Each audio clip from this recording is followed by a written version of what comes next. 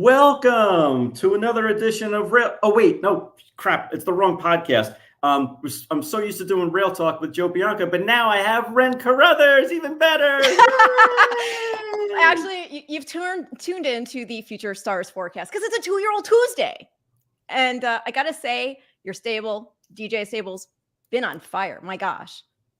Well, we've had some fortunate luck for sure. Mark Casse has been on fire with his 2-year-olds. I think he had 15 winners overall at Saratoga, and I'm going to say 11 of them were babies. It was just really amazing how well. We can go into it a little bit later as to why I think this year's group is blossoming quicker than other groups. But Ren, so happy to be on the show. I think this is my second iteration, right? I feel like it's your third. My third? Okay. Yeah. All right. The first one must not have gone that well because it's out of my memory altogether. But the second one, I remember, like they turned off the lights in the bar. That's how long we were talking. Unless I'm thinking of the crossover when I've been on your show. All I know is we always have a good time. So everybody settle in, because I have to say we are pretty funny. We bring information, but we do it in a fun way. And I will also say that I'm guessing it's Patty. I don't know for sure, but whoever runs the Rail Talk account, they have really put the pressure on for us. They said that basically that they're going to watch, we're going to solve the world's problems over the course of this show, and also entertain the folks out there while doing it. All in like an hour, right? That we take care of all of racing's problems and still throw in a couple of silly jokes every now and then. I don't think they were limiting it just to racing's problems. I think they're expecting global unity to come forth from this show. Then we need an extra 10 minutes for that. At least an extra 10 minutes, and that's only if we carve out the Mideast stuff. So anyway, let's talk about racing. Well, we've got an Iraqi and we've got you. However you would like to describe yourself. We are well covered. O'Neill Thompson says, this is one of the best race days in history. Well, thank you, O'Neill. Wow. I know. I mean, my gosh. Kind. The pressure. Sure? O'Neill, are you sure this is Jonathan Green, not Joe Bianca or any of the knuckleheads that are on the? But I do appreciate the compliment very much. Thank you. I know. Now, I hope it's not too jarring for you to be beside a co-host, because I feel like we're co-hosting this, or at least your fellow partner in crime here for this show without the beard stroking. You're going to have to go with the imaginary beard. And for those of you who don't know, Joe Bianca, my co-host on Rail Talk, when he's being thoughtful, he strokes his beard. When he's trying not to roll his eyes over something silly that I said, he's stroking. But he does do that a lot. But no, Ren, I'm glad that you shaved fully. Yeah, that was good. It took a while, not gonna lie.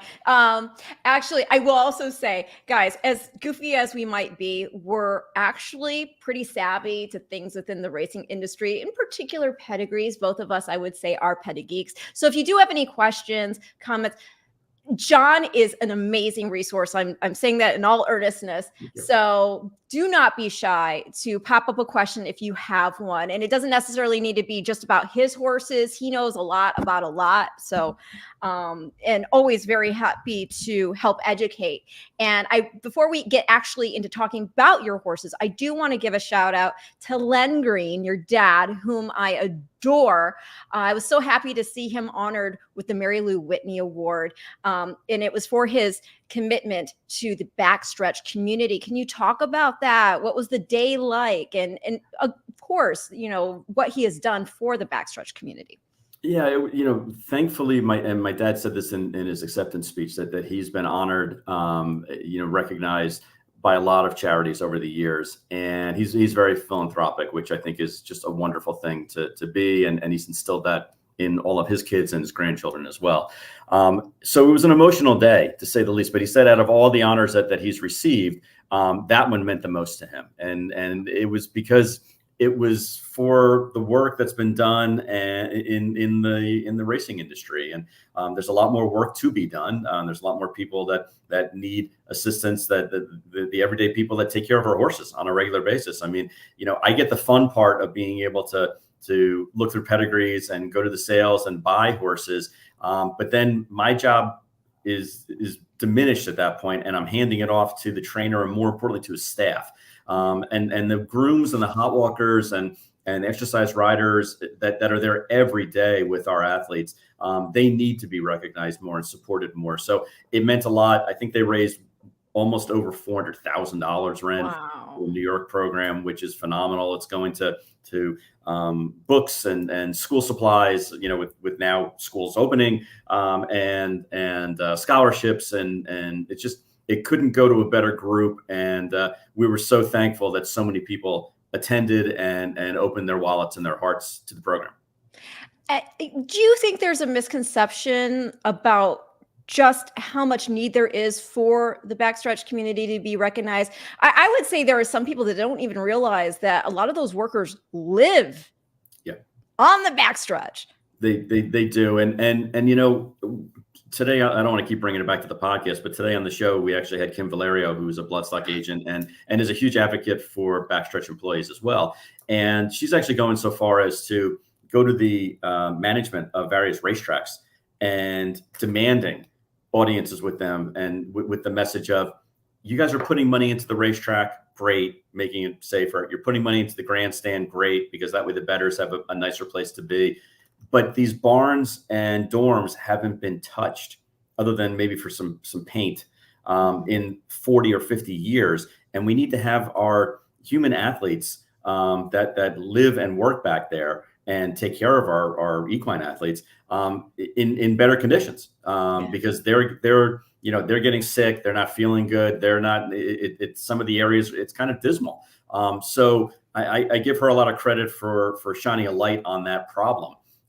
And it looks like there's some good people who are behind her and trying to get that solved as well. But that's what the day was about, was just recognizing the people who take care of our horses and giving them a chance to continue further their lives.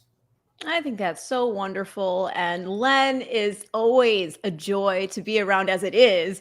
And the fact that he and your late mother, they've already done so much. I love to see that recognized, and hopefully others will see them as a role model and go forward in their example and take this to heart as well.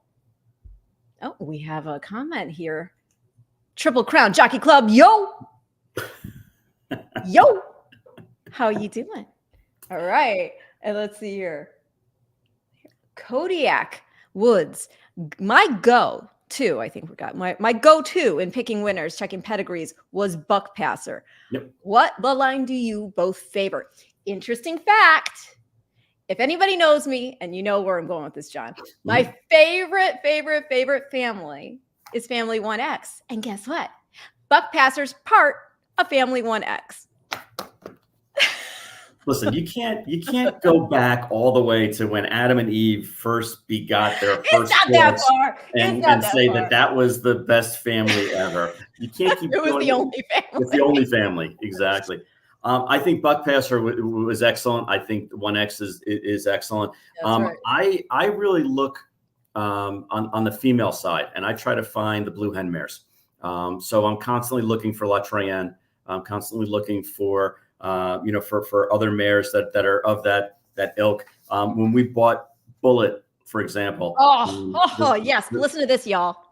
The second dam was Surfside, who was a daughter of Seattle Slew, was champion 3-year-old. Third dam is Flanders, by Seeking the Gold, and was a champion at 2 as well. So even though the first dam, Marlin Spike, didn't really do very much on the racetrack, but was a daughter of Tappet. But when you have those genes flowing through the family like that, we feel like we're more willing to take a shot on a little bit lighter pedigreed on the top of that pedigree page. Now, granted, knock wood, it worked. Okay, it worked for us in that case. But I think that genes don't lie. If you have good genes, if the genotype is there, and you can give a little bit on the phenotype, that's our philosophy, at least.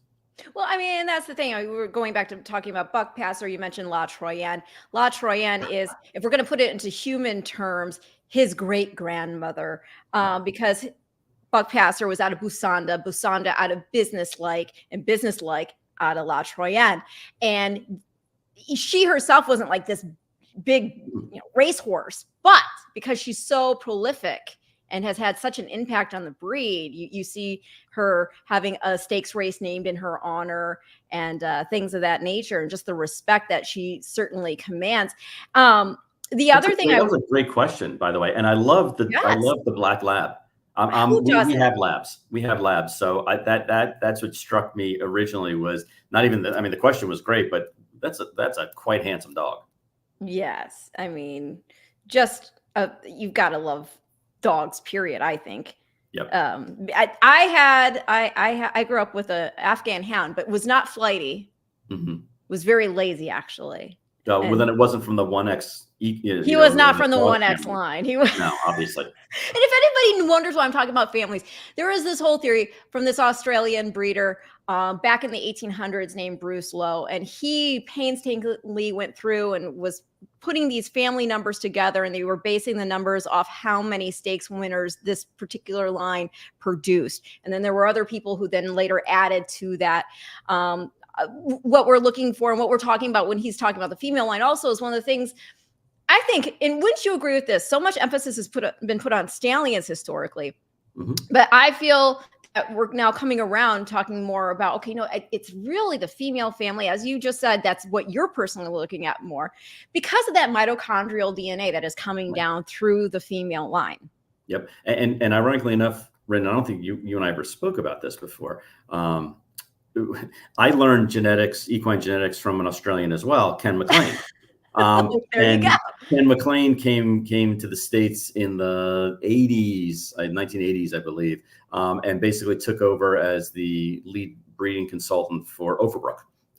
And his first really good horse was none other than Stormcat, which revolutionized the industry, because nobody wanted to buy a Stormcat because they were all offset and they were all a little bit on the smaller side, and people didn't want those kind of horses. They wanted the much bigger, broader, more correct horses. And all his progeny did was just run circles around everybody and revolutionize the speed portion of the industry. So it's ironic, I think, that Aussies are teaching us so much about the American pedigrees. I take a look at that, and as you know, I have no problem with smaller horses. Yeah, exactly. I'm always. Hey, I always bring up Northern Dancer. I bring up Mighty Mouse Goldacova. You can have a good horse that's on the smaller side. Look at Nix Go. He's not even that big. Nix Go, Seabiscuit. And I think Nix Go is going to be sneaky. He's not getting commercial attention. I know we've got his first. I mean, he doesn't have any horses to run yet. Right. But I think he's going to be sneaky. Yeah, and Ren, the ones that I've seen so far, again, they're the cream of the crop, because it's the July sale, the Saratoga sale. The ones I've seen have a lot of bone, are bigger than I anticipated, and maybe it's because I had a lower benchmark in my mind as far as what the Nix Go were going to look like. But the one thing that so far that I've seen out of all the Nix Go, and maybe I've seen 12 or 13 of them, they all they outreach their height. So their stride length is so much grander, longer than you would expect. And that's what you need when you're smaller in physique. You need to have that longer stride. So you're eating up as much ground as a larger horse.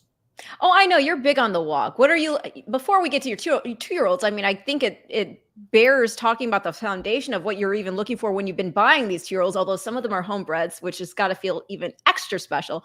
But when you are going to the sales and you're looking at a prospective buy, right, and you're watching that walk, obviously you want to see fluidity, you want to see the track up, step up. What else is it? Is there like also a nuance that maybe other people aren't thinking about that you are? When I first came into the business, I learned confirmation from trainers, and the trainers always, whenever they would have a horse walk at a sale, they would park themselves at the top of the lane. They would have the horse walk away from you and walk towards you, always head on, so you'd see behind how it tracked and see coming forward how it would track. What I've learned since is that that's only a part of the puzzle. So now we'll watch a horse go up and back, and then I will move and watch the horse from the side and see if it's connected. If what you saw going forward and away from you was the same as on the side. But I take a personal note, especially at the Keeneland sale, where they do a really good job with the walking shed rows. So if you watch when it's freshly raked, you can see exactly, it's almost like when you walk on the sand, you can see exactly where your feet land. And what I like to see is that a horse's back feet outreach where their front feet Mhm.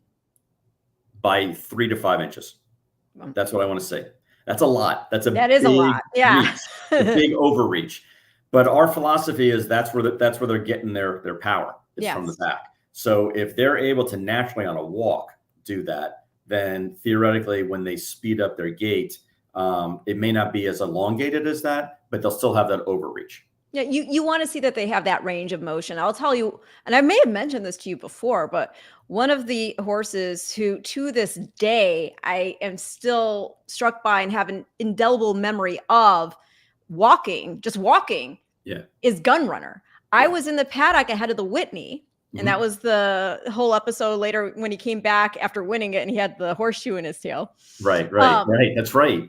yeah. That was for luck, right? Oh, well, no, yeah, right. The rabbit, it came up. The horse that was in the front, it Right. just flew off and hit. Thank God it did not hit him in the leg or In the anything. leg or the head, yeah. Um, but I remember being in the paddock and I just saw him come in and he looked like a panther, like a chestnut Yeah. panther. He Yep. just the back leg would come all the way up. So it's Right. no surprising that he, won just shy of $16 million, 6-time grade one winner.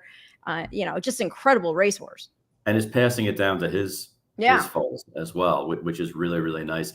So that's one thing. But Ren, the nice thing about the sales, especially, is that everyone's got a different, look. Everyone's looking for something that's unique, that's worked for them. Whether it's on the pedigree page, there are certain stallions we won't buy. There are certain, we'll look at a to keep it on the female side, we'll look at a pedigree page, and it doesn't matter if she had 2 stake winners. If those are the only 2 winners out of 8 foals of racing age, Yeah. that's not a good enough percentage for us.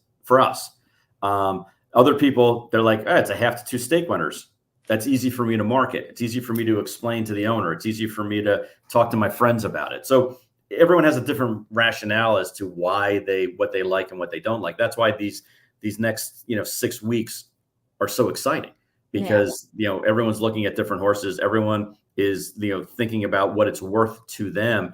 And the thing that I like to explain to people in and outside the business, mostly outside the business, is that when you buy a horse, you're basically not only saying I really like that horse, but you're saying to the rest of the industry, the entire rest of all these smart men and women who are in the industry, you're saying, I'm willing to bet $1 more than everybody else that this horse is going to be good. Because that's what you're saying in a live auction. You're basically saying, oh, you were willing to bid 200,000. Well, I'm going to bid 210,000. That's how much I feel that this horse, and that's the proclamation that you're making. Now, 80% of them are never going to be worth that much again, outside of their initial auction price. Okay, if you can believe that. So most 4 to 5 people lose that bet. Mm-hmm. But that's basically what we're saying. And so you have to have, a lot of conviction to raise your hand one more time than everyone else in the industry. Well, I know. And it's so hard, especially with the yearling sales. There's such a long time before you can even hope to get that return on the investment. Sure. Do you feel that we're seeing more and more people getting their money together and going in partnerships? For example, you did that with St. Elias, which is Vinny Viola, and then you had West Point in there, and CJ with DJ going in on Sandman for 1.2 million. I actually have Sandman here, so let's go ahead and show. And he was a gallop only horse, by the way. He didn't breeze. That's right, which I think is fine. Like it's hard to put, have a horse go out there and just blitz along and try to do, what I'm saying? They're still young, they're still bone modeling, all of that. Right. Especially a horse like he has so much, depth to him. I mean, he's such a big horse. Yes. Breezing in 10 flat wasn't in his, that was not going to be in his future, not going to be in his DNA. Now, it was an unfortunate situation that we ended up with him because Lothenbach passed away, and they decided to sell everything immediately, as opposed to originally they were going to break and race and train some of their horses, Sandman being one of them, a Tappet out of a really nice Distorted Humor mare. Yeah. But he gets his size from the second dam is a daughter of Unbridled Song. Well, there you go, right? That's definitely going to throw you some size. I have the video of his win back on August 10th at Saratoga here. We'll mute it so you can talk over it. I know the debut didn't go exactly as you'd necessarily hope, but I don't think at the same time you guys were necessarily looking for a win first out anyway. No, I mean, look, it always makes you feel better when you get that win first time out, or when they run really, really well first time out. We knew, and the pressure's on when you have a $1.2 million purchase. Yeah, if you took the price tag out of the deal, then you'd say, all right, he showed a lot of speed and faded, which is counterintuitive to the way Mark Casse trains. This is the way that Mark trains his horses: is to break, settle, be professional. Here again, it was a second start, so he already had a lot of experience in comparison to most of the horses in the race. But he was very comfortable going right up the rail. You can see his ears are pricked. He's not doing anything that that's out of the ordinary. Very professional. But he still shaved 23 for the first quarter. He's still staying on the rail. He gets a little intimidated here going into the turn, and he sucks back a little bit because he's getting some dirt in his face. And then ultimately, Dylan Davis, who had a phenomenal meet. I won't say the nickname that Portnoy has for him. No, you don't listen to that. Well, it's not a nickname. He just gave him he gave him a middle name. Yeah, exactly. But then you can see that the lane opens. He's the rider on Innovator is hitting his horse right-handed, try to intimidate us a little bit, and Sandman just has an extra gear and gets away from him. But again, we had run once before, which is why he could be so professional. The other thing that I really liked about that race, Ren, is that they were like 7 lengths up on the rest of the field. Yes, they were. So, and look how happy he is here. Look at that. Yeah, he's such a happy guy. Ears up. I did it. I did it. He's very proud of himself. And he came back, and there were, I don't know, I think they said they had 30,000 people at the races that day, and 28,000 of them were in the winner's circle for the race. It was like one of those real good feel-good stories, kind of. But no, his next race will be the Iroquois on September 14th. Will you come out for that? I will be in Kentucky, but I'm going to be busy looking for the next Sandman. That's right. We're going to be at the Keeneland sale. As a matter of fact, it's Joe Bianca's wedding day. So not only aren't I going to be at the race, I'm not going to be at his wedding either, which I feel terrible. Oh, no. Oh, yeah. You're going to miss it. I'm going to miss like that. We actually have 5 horses selling that day at the Keeneland sale. And then that Saturday and Sunday is he should have made you the best man. If he can't give you the respect of best man, then he can't expect you to be there. Yeah, he's like, I can give you a toast. I said, toast smosh. I can do that on I don't need that. But that's also where we buy like a third of our yearling crop. We buy that Saturday, Sunday, Monday. Are you going to be kind of interested to see, for example, what Mystic Guide does going forward in his own stud career? Because this horse, Sandman, he's from that same family. I mean, you've got grade 1 and group 1 winners all up and down that page. So absolutely. And a proven mare in Distorted Music, Sandman's the half that she can't sing, who was a multiple grade 3, winner and placed. And, he looks like on paper the same that he looks in the flesh. He looks like a big, lanky horse that's going to need to go 1 1/8 miles. So the fact that he won going, 7 furlongs was a really big deal, because of course normally you wouldn't think that a horse like that would have that kind of foot speed, but he does. He does. So hopefully the Iroquois will springboard him, into.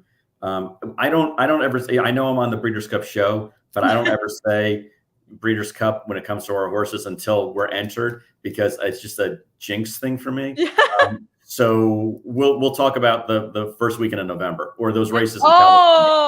Okay. See, I don't I've got horseshoes that people are always like, why are your horseshoes upside? I don't care. I know, but listen, Ren, 2,600 victories. How many wins do you have?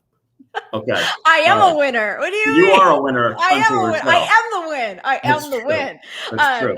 Exactly.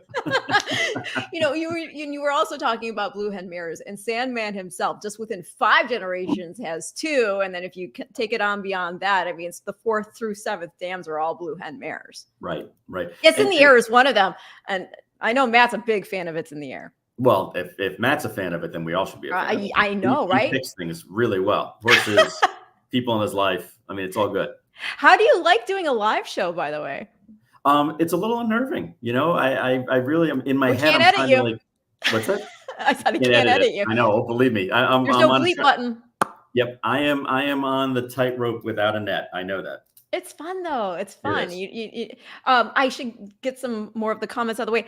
Are horses being retired too early these days? I would say yes, but I'm hoping we see more incentives to keep them running longer. I was thinking it would have been really cool to see older division sort of triple crown of, although it'd have to go, to the end of the year into the next season, talking about taking the Breeders' Cup Classic, the Pegasus World Cup, or, and then like the Dubai World Cup, something along those lines. But yeah, I guess that I agree with you that horses are being retired too early. The problem, I think, has less at the top end. There's two different problems. At the top end, the problem is the golden ticket of being able to retire as a stallion or being able to be sold as a broodmare prospect when you're a grade 1 winner, freshly minted grade 1 winner. It's too lucrative to do it any other way. Then when that happens, you have to ask yourself, okay, well, when we breed those stallions, especially, are we producing less sound horses because they only ran 6 or 8 times, or did they really retire sound? They could have run another half a dozen times, and then it doesn't really matter.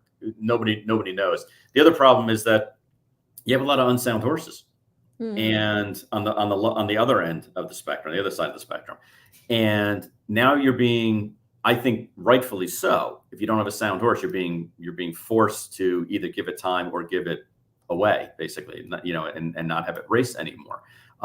So the barbell is really kind of dictating the entire industry right now. There's no incentive unless you have a gelding. There's no real incentivization to continue to run your horse past its 3-year-old year. I'm not saying that's right. I'm just kind of reporting the way that I see it. And I'll give you a perfect example. Flightline at the top of the industry was 6 for 6. Did everything he needed to do on the racetrack. Son of Tappet, really good, female family. All he could do is stub his toe at that point from a resume standpoint. The other thing is and just the insurance to keep him running. Sorry. Whose show is this anyway?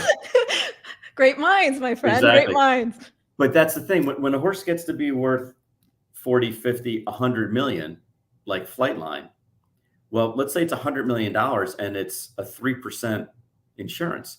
So that means you're paying $3 million on his mortality insurance. Yeah. You have to earn $5 million on the racetrack to net out the 3. Doesn't make sense. It economically doesn't make sense anymore at that level. Now, he's an anomaly. It doesn't happen that often, but there's 2 or 3 every year where that is the case. No, I know. But I mean, going back to the other point you made regarding soundness, you're so invested in so many different avenues of the industry again, you have homebreds, you buy horses, so you've seen it all and you've been doing this a long time, contrary to how young and youthful you look. Exactly. But I wonder, are you seeing anything different with basically just the horses who are going to the shed versus, from whether it's the way the pedigrees are being crossed or even just the actual physical specimens themselves? As far as soundness?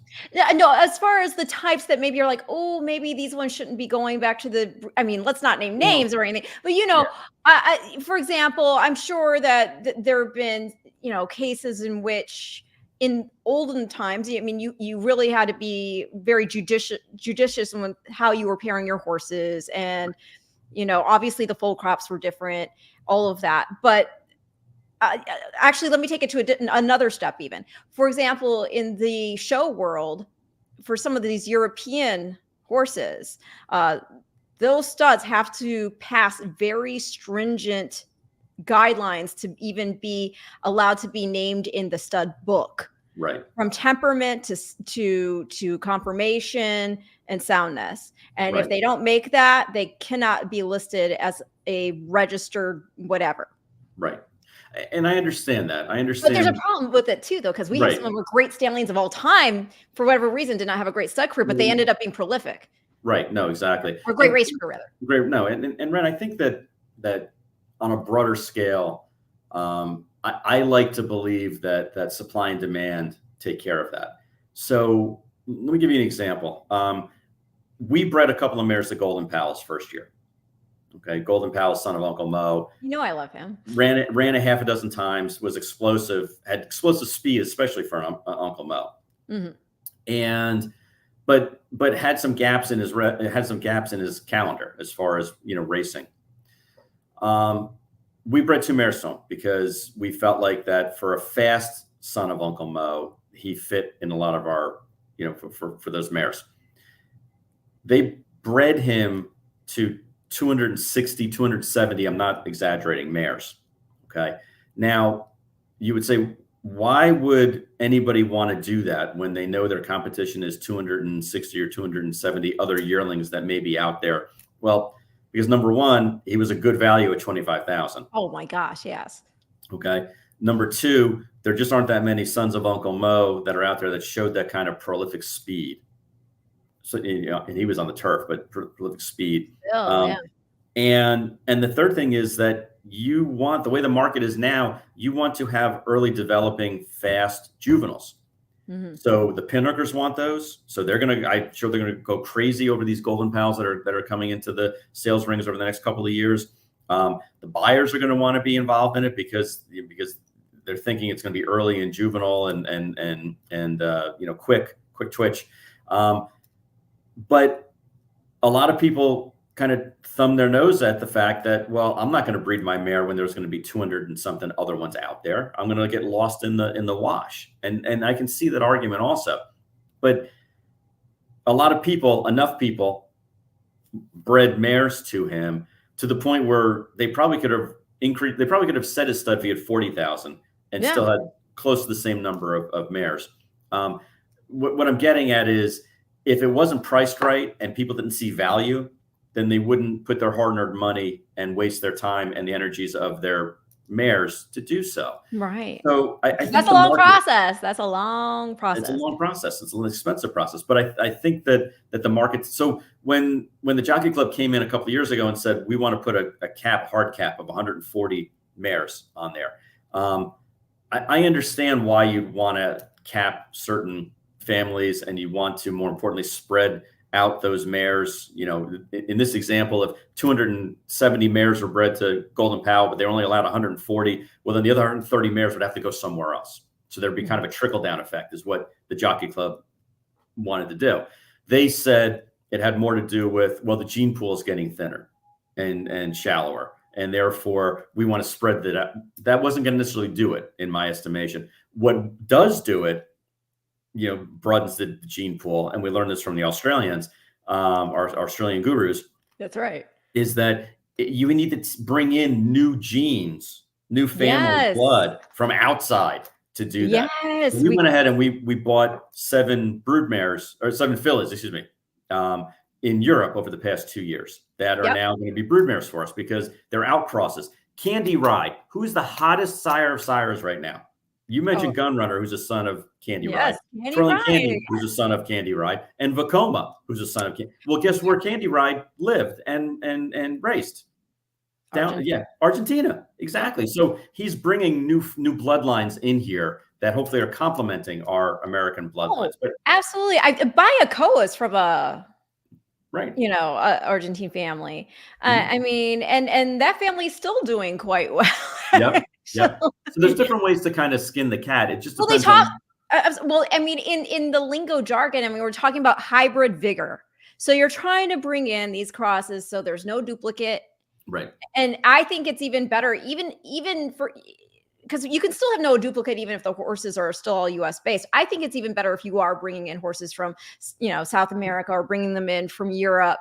I mean, look at the program in Japan. I mean, look at what happened when they brought Sunday Silence over to there. Over there, yeah, exactly. It opened up a whole new world for them. And it's incredible. And like, I keep hoping, I keep wishing.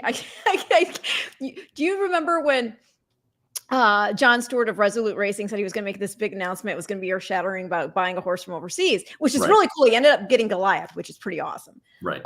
But I was secretly hoping in my heart of hearts, although I knew there was like no shot, but still, I'm like, Miss, why not dream big? I was like, maybe he's buying Equinox and he's going to do a Right. reverse Sunday silence and bring him Right. here. Right. Exactly. I know, but that's really all it takes. And I think your previous guest, White Birch, Yes. has been doing France. that, where Yeah, yeah, yeah. they've been buying a lot of euros and bringing them here and adding them to the gene pool, both on both sides of the equation. We've only been doing it on the female side, but he's been actually doing it on the sire side as well. Yeah, no, it's really nice to see, and just you mentioning him, you talk about families and consistency when you think of, for example, Sister Charlie, my Mhm. sister Nat, Sot Sass, all being siblings Right. and all being stellar racehorses. It's pretty remarkable. So yes, we're talking about pedigree. You want consistency. You want the black type. And if you're breeding, I do think, yeah, you try a lot of different things. And I'll just say one more note on Golden Pal. I do love him. He's like, I love Golden Pal. Like Oh, yeah. I for so many reasons, I love Golden Pal. But let's talk more about 2-year-olds that you already have in action, because we're already 36 minutes in. And And we haven't even talked about you my were really art. scrapping. We haven't talked about my art collection yet. I know. Exactly. I know. I thought, but I'm glad it's the betting. What does that tell you though? Betting, the wagering, like as a youth, like, although I guess you're not supposed to legally do it, but you can get your parents to book your action like Right. I did. Exactly. But that is part of the fun. Like when you realize, oh my gosh, I can take the $2 I was going to use to buy the hot dog and the Coke, and I just made 100 because my horse was 50 to 1, because Right. we kids aren't necessarily looking at, oh my gosh, the past performances. So let's talk about, I love this, we're being thoughtful, let's talk about Aristotle. There you go. That was a good Like segue. my segue. Good segue. I'll tell you. That's why you're the best. I try. So it was Socrates, Plato, and then Aristotle. Right. Right. Spa. Okay. This is live, everybody, live. Okay. Yeah, nice. So the fun thing about Aristotle, by the way, by Tapit out of Lake Nevasha, excuse me, by Empire Maker, 2 starts. He won July 20th at Gulfstream via disqualification of your own. Of my own horse, Of my your other other part of horse. the entry, which was our homebred, by the way. But Exactly, anyway. your homebred. Como, who is by constitution out of Mo Green, by Right. Uncle Mo, talking about Uncle Mo. And I actually have that here. Hold on, let me see. You're going to show me the DQ? How Yeah. dare you? Well, How you dare win also. I know, but You still, win I and mean, lose come at the on. same time. Let me That's the see if story I of my got that life. right. Yeah, that's kind of how you're feeling right now, right? Exactly. Like, oh, I'm so happy to be on the show, but Oh, exactly. we're talking about spa. All The right. spa. One thing I've noticed here too, your silks don't match here. Did you notice that? So that day, the reason why I'm laughing is because that day we actually had 4 different horses running in the first 7 races at Gulfstream, Yeah. and we have a couple of different sets there. And instead of in the jocks room, them setting it up where like the 2 sets match like twins, the match and the match sets. No, they mix and match, because I don't remember which rider it was. One of the riders didn't like the really tight nylon. Oh, okay. You didn't want to be aerodynamic? In my aerodynamic, I think maybe he was like 3 pounds overweight and he was a little body shaming himself,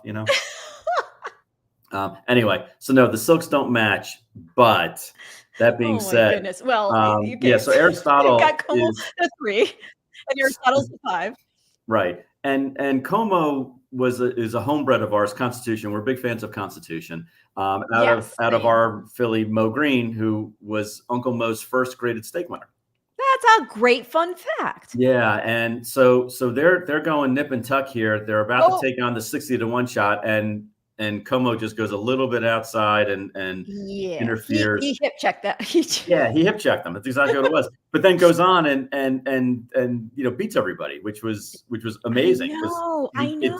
I know the other horse got knocked off its feet, but we got knocked around a little bit too. Yes. And he wins in a hand ride. Now he did get cut up a little bit from that. Oh, he did. And that's why Como hasn't come back, racing since. But he is going to run. Actually, the new book at Gulfstream just came out, so he'll run in the turf sometime between now and the 15th of September. So had that not happened, would he have gone into the Kitten's Joy with Aristotle? So what, or would you have kept, or would you have like if he hadn't let me rephrase. okay. Would you have kept him in the main ranks, or just by virtue of the fact that he did win so easily, would you have tried him next in the stakes race? We probably would have held Como back only because he got kicked in the leg. So If that hadn't happened. well, Like, yeah, I'm saying like healthy. If this and butts were what candy and nuts, then we'd all have a happy Christmas. Oh yes, exactly. Whatever Yes. Anyway, but yeah, I would say if he came in unscathed and won, then Como would be running in the Kitten's Joy. Aristotle, we're not against running maidens in stake races, especially this early on in their careers. We did it with a filly up in Canada. Oh, he's gonna love the added ground this horse. Oh my gosh, Yeah. Tap out, Empire Maker, get out. Yeah. I think that Keen Ice, Keen Ice is on the page, the Travers winner. Yep, exactly. You're all over it. I'm all over it. So Aristotle, what we're hoping is that he'll run in the Kitten's Joy. I mean, he's entering the Kitten's Joy. He pulled the 1 hole, and that's on the 7th. And then hopefully, if he does well in that, he'll come to Kentucky and run in the Bourbon. Fun. At Keeneland Bourbon last weekend. year. Yeah, we did. We won it with Can Group. Can Group. Can Group at like 20-1. But I Aristotle definitely will like the additional ground for sure. Como, will hopefully break his maiden this next week, and then we'll see where we're at, because we still could probably get him on a similar path as Aristotle. Oh my gosh, you got one of the old school pens. I'm sorry, I got distracted. Yeah, I actually have 3 of them. I know. Every time I go to Lane's End, in school, man. If you every time I go to Lane's End, I buy one. Not buy one. I steal one. I should say. Anyway, that's what people come to the show to see. What our writing utensils are. I should also give shout out to Aristotle's grandmother, because that's grade 1 winner Sarah Lake.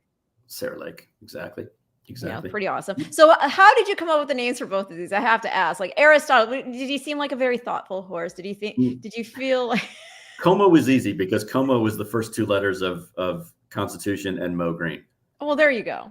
Yeah. So that one was easy. And whenever, not Mark Cassie, but whenever certain trainers have a bunch of horses, like these mega trainers have a bunch of horses in their barn, they very easily ask the assistant trainer, who's that? Who's that? Who's that? Who's this one? Who's this one?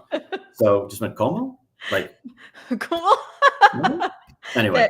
That makes sense. That makes sense. I think that's very smart. And Aristotle, like at the end of the year, I've said this on our show before, but at the end of the year, the Jockey Club releases 13 to 15,000 names every like the last week of December. It's my Christmas. It is the last week of December, and I sit there on my computer and I bang through all 13 to 15,000 of them.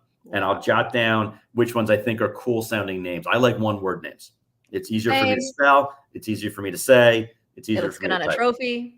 Fits, and looks good on a T-shirt. That's right. It's all part of. It's all marketing, baby. Anyway, are you going to go through the table? I mean, like, because you got nitrogen.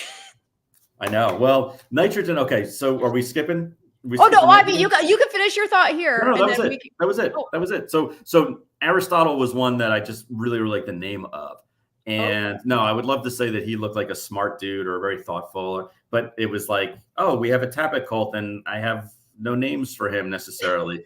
So we're adopting Aristotle to him. Well, I don't have. Just one more thing before, I'm sorry to interrupt you, but it's my show too. So if you ever see a DJ stable horse running, and it's got like a really long name or like a run-on sentence name or something like that, it means I didn't name it, which means I didn't really like it. Now that's just me. All right. My daughter named a horse. It's a Kitten's Joy out of Pinata Cat. So it's Cat. Yes. So she said to me, Dad, did you know that if you spell taco cat forwards or backwards, it's the same? And there's a word for it. I can't remember. But anyway, palindrome. Thank you. Which was also too long for a horse's name. Did you know that somebody already named a horse Taco Cat? That's ridiculous. So we had to name ridiculous. Taco Cat backwards. So that way people would be in on the joke. Anyway, so Taco Cat backwards is not a great horse, but a really fun name. Anyway, I mean, if and when the horse does something big, I think you celebrate with Oh, tacos. with tacos, of course. I mean, ex- Even when it doesn't do well, it's like, it- okay, oh, it's taco night. All right. Yep. exactly. You know, it can be a way to just sort of Right. ease the pain. Um, So I've been doing a lot of talking. I want your fans, all yes, both of them, all both. okay, There's two. to hear the story about our filly Winterberry that you Oh, were let's talk involved about with. Winterberry. Yes. Okay. It's a So good can we story. show her race for? Or no, let's set it up. We'll talk about the story. Go ahead. So Go ahead. I happen to be there at Keeneland, Stalking. September. Stalking, yeah, exactly. Okay. Thank you. All right. And you're like, hey, Ren, you want to bid on a horse? I said, sure. I had no idea what the budget was for this horse. I didn't know I would. You know, I You haven't didn't even been. ask. You didn't even ask. No, what I the didn't even price- ask. I didn't even ask. I just went for. But no, I mean, I hadn't been in a position to even because when I went to the sales with my parents, I wasn't old enough to like bid on a horse to actually buy them. I mean, my parents would do the bid, and then like kind of, you know, I might. Right. They're not counting my bid; they're counting the adult, right? Right. So I hadn't bid on a horse as an adult, and people probably wonder why you were bidding on the horse. All right, let me just add a little bit, just a little bit of color.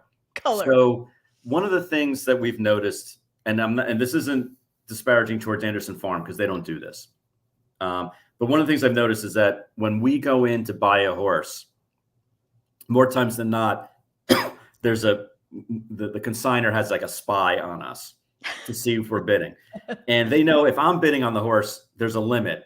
And if my dad's bidding on a horse, it's a higher limit. So they love when they see Len raise his hand. Anyway, so Ren was there, and that's why I said, hey, Ren, why don't you go in and bid on this horse? Yeah. And I'm going to sit. I don't even think I was sitting with you, right? No, you were, but like you weren't making it obvious that like, yeah, I wasn't making it obvious because God knows nobody wants to make it obvious they're sitting next to you. And then you told me what the limit was. I'm thinking, oh my gosh. So right. Which you went over, by the way. I did not. I think your dad told me go ahead and went. Yeah, he did. He did. I said he stop. was giving me a signal. You were kind of like doing a little, like you guys were being very like low key. And I was the most obvious person to ever bid on a horse in life. I was like, here, me. You were bidding against yourself. That's how Exactly. That's how but no, fun it was. as I told you then, my whole thing was like, oh my gosh, if I bid aggressive, and I'm not talking about the price going up aggressive, right. I just meant like physically aggressively. People are like thinking to themselves, my gosh, she's so into this. There's no way that we have enough money to go against that person. Exactly. Because she's bidding right. like she's independently wealthy. Like I own yeah. So exactly. I think the hammer dropped at what, 210? 210. 210, which was more than what anyway. Hey, talk to Len about that one. So then audience, on top of they had insult to injury, not only does Ren overspend, which is what it is, because we can't send the horse back at this point. But then she turns and says, and I get to name this one, right? Yeah. Yeah. Yep. And I gave you a great name. She's Bifrosted. It was a great name. It is a great name. Bifrosted. So I was like, hey, there's got to be something that ties the frostedness into, you know, something sweet and lovely. And she's, you know, I knew you were going to try running her up at Woodbine. And so I went Winterberry, and we had her entered against the boys originally. And then there's something happened. She had a scratch, and then she had to scratch something else. So the first time they canceled racing. Oh, that's right. First time they canceled racing. The second time she was in, you're right, she was in against the boys. She was like 3-5, and she was coming out of the paddock, which you have to go through a tunnel at Woodbine. And she flipped in the tunnel because she didn't like the sounds. It was like very loud in there. So she flipped. So she flipped. And then basically Mark Cassidy, and this is why he's a Hall of Fame trainer, he said, I don't like where her head is at. Actually, what he said was her ability is ahead of her mental. That's what he said, to be honest. That's exactly his quote. And I said, what do you mean? And he said, could apply to me. Yeah, well, a lot of us.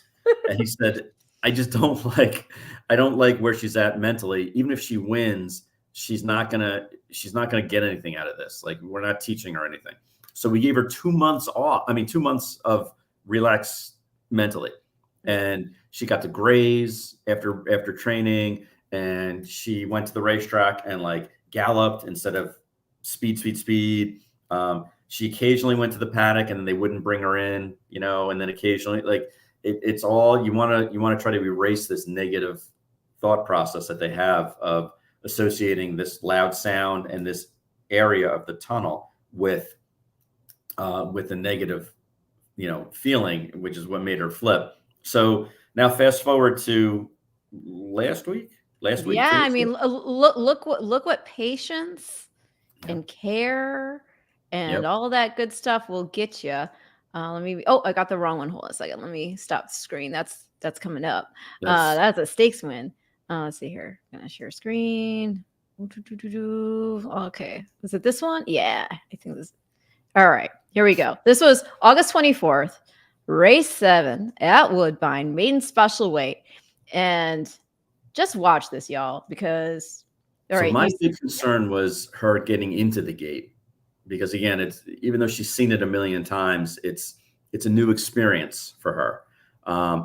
But she broke and went right to the front, which again is unique for Mark's horses. Mark doesn't get him speed crazy. But you can see when Patrick Husbands is sitting like that on a horse. Yes. Where he's almost, he's almost standing and just kind of relaxed. It looks like he's working her. Yeah. Not race riding. So the 30-1 shot comes up on the outside of her and Patrick smooches to her a little bit.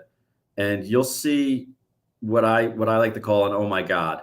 So he smooches to her and then she just it's almost like everyone else is kind of running in slow motion. She just starts to go and really starts to show what she can do. The best part about the race here for her is that not only does she start to put horses away, she has like that extra gear, we call it. But I don't know if they're going to show the gallop out or not, but she continues to go. Like Patrick at that point can't really pull her up. And you can see she just keeps widening. So now he starts to stand up on her, and I don't know if they're going to show it or not, but she keeps going, and she keeps going all the way around the racetrack, to the point where the gap is for our barn. And he finally slows her down. She turns around and she starts getting ready to walk off the gap. She doesn't know. She wanted to go back. She's like, I did it. So Patrick couldn't get her back. So they finally had to get the outrider to bring her back. And Patrick jumped off her because she was being so antsy and happy with herself that he was like, screw this. I've never seen a rider stand next to the horse in the winner's circle. That's awesome. No, that was awesome. And that was such a thrilling race. I remember texting you after and I said, when you watch the replay, also watch this one. I sent you the Spanish language version of it because I love hearing with the berry. There you go. Yeah. Yep, Safe to see you. It was a soccer game. It was great. It was so good. It was so good. And I mean that in earnest. It's such a good call to hear it that way too. Love you, Geller, but that was awesome as well. He's one of the best too. I know. So Barry is going to run. I love that you call her that. How cute is that? That's a name. That is a T-shirt. Well, it's we either call her the Berry or the Wacky Girl. How's the Wacky Girl now? And we know that's Ren's for Philly. Okay, yeah. Wacko, yeah. So she's probably going to run in one of the Canadian bred stake races. I'm trying to remember which one it is. That's on the 16th or the 18th. Oh, I know what you're talking about too, and I can't even think of it, but I know what you're talking about. Yeah, I think now I'm going to look it up while I ask you another question about her. So, I mean, you knew that she had super big ability. What was the feedback from Mark Casse, though, when she won like that after having all that time just getting her right mentally? He said to me, she's still not there yet. She's still not there yet. She's still that's not scary then. If that's she's doing it kind of on natural ability. She's not a professional yet. But that's also why we're not running her on Natalma Summer Day. Right. Because it's just the crowd it's gonna be too much for her. It's gonna be too much for her. And to take it. Oh, sorry. Go ahead. No, I was gonna say. So what we're hoping is that we're gonna run her once, maybe twice more, and then give her the winter off and let her mature, and hope that mentally she'll mature and catch up to her physical. at this point. Winterberry getting the winter off. I like Exactly, it. I like exactly. But she can come back, Frosty. she's gonna. Oh, I thought you were gonna say is she coming back for Tampa. That's what I thought you were gonna say. Oh, hey, you know I would love that too. And we have a wonderful turf course, as you know. Yep. Um, Although I think that she's gonna be a dirt horse. I think actually we're gonna try I her can in the see dirt. that. I Yeah. can see that for Yeah, sure. just to see what she can do. But being a Canadian bred, I mean, you know, her bread and butter is going to be, you know, the Tapeta and the You get turf. those, yeah, and the breeder gets the incentives too with her running there, and Yeah. you've been big fans of Anderson Farms. We've had a very good success rate, you know, buying. They raise a good horse. They breed a good horse and they raise a good horse. And the more I get to know David, we text every now and then. The more I get to know him, the you know, I really like him. I like what they do for their program. I like what they do for their horses. They're committed to having quality and good boned horses too. Like you can see they like certain female lines that produce bone. That's right. I love that. You know that. Yeah. So just taking it back, what was it about Winterberry that had caught your eye? Were you the one that selected her at the sale?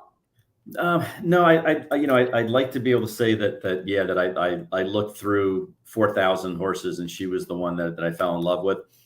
In reality, we have two very good shortlisters, Kim Valerio, who I mentioned before, and Lauren Carlisle, and even they don't agree on a lot of horses. You know, they give us individual. They look at the horses individually. They give us individualized lists, and then I start looking at the walking videos when I'm in New Jersey. And by the time I get down there, that's when we start looking at them physically with Mark Casse. Winterberry was actually one of the few fillies that was on both of their lists. Wow, and she was in the top, I want to say safely, she was in the top 10 of both of their lists for the day, which is unusual. That really doesn't happen that often. Did they say what in particular it was about her that made her in their mind that highly regarded? For Kim, it was the walk. For Lauren, it was more an athlete. She was more of an athlete than one of those things you can just sense it. Yeah, you just sense it. And I think that it's kind of like when you fall in love for the first time, you can't explain why you fell in love with that person. It's just a feeling you have. And you know, that was one of those, that was a feeling they have. Bullet, actually, for me, Bullet was one that I was like, and I don't get emotional about the horses. I try not to, because it is a business in a sense. No, I know. Yeah. But Bullet was one where I wrote down on my page, have to have. And I don't do that often. No. But she was one that we just had, that I thought we had to have, because she checked so many boxes for us. But anyway, Winterberry, listen, if it wasn't for you, with all sincerity, if it wasn't for you, she wouldn't be in our barn, because I stopped bidding at 190. I wasn't going to go to 200 for her. I swear. That was. Well, there you go. I know I tapped you. Actually, I was sitting next to you, because I tapped you. I was like, all right, we're done. And I think that's when my dad leaned over and said, hit it. You know. Yes, I do want to make it clear, everybody. I did have clearance. The bid. Not that you were waiting for it, because you were like, oh, I was ready for more. I was like, yeah, I know you were. How much we got? Yeah, exactly. Come on, is that all you got? I think that's what you said to the bid spotter. Oh my gosh! But you know, your heart's going. You're thinking to myself, I can't believe what I'm. Well, basically green lighting to be spent here. Yeah, exactly. But that's the psychology of the auctions that people, I don't think, really realize, is that when you're there, you've done all this homework, all this legwork. You know, it's raining, it's hot, you don't get any sleep. There's you're losing, you know, the battles in the ring 90% of the time. So 90% of the time when you walk up there, you're going to get outbid. So it's frustrating. And so the psychology is, you know what? I only have like 2 horses left on not for her, but I only have 2 horses on my list. I'm going home tomorrow. I need to have one more horse. I'm going to give it an extra bid or 2 for this horse. You know, I'm going to stretch. Or, you know, I got to go, you know, I got a lunch date. I'm, you know, and all of a sudden you realize that you missed a horse, because you and I were talking about La Troyenne for 20 minutes. So that's so bad.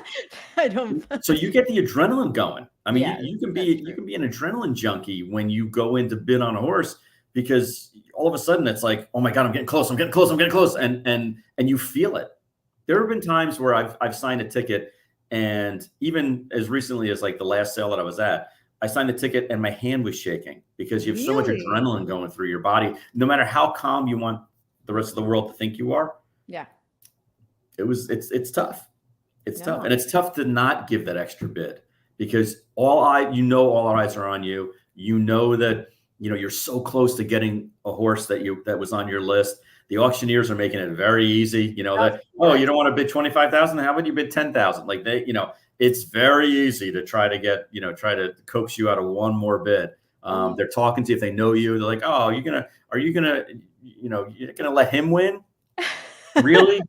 Or, oh, you're gonna make your wife go home without a horse? I mean, they play every card they can to try to get you to bid on the horse. I don't think you even heard any of that. No, no.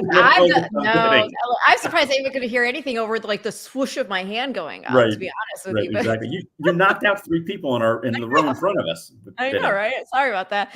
Yeah. When did your dad become the one that was more lax with the purse strings? Because I still remember the story where he made you work all summer to pay for going 10,000 over when you got do it with style.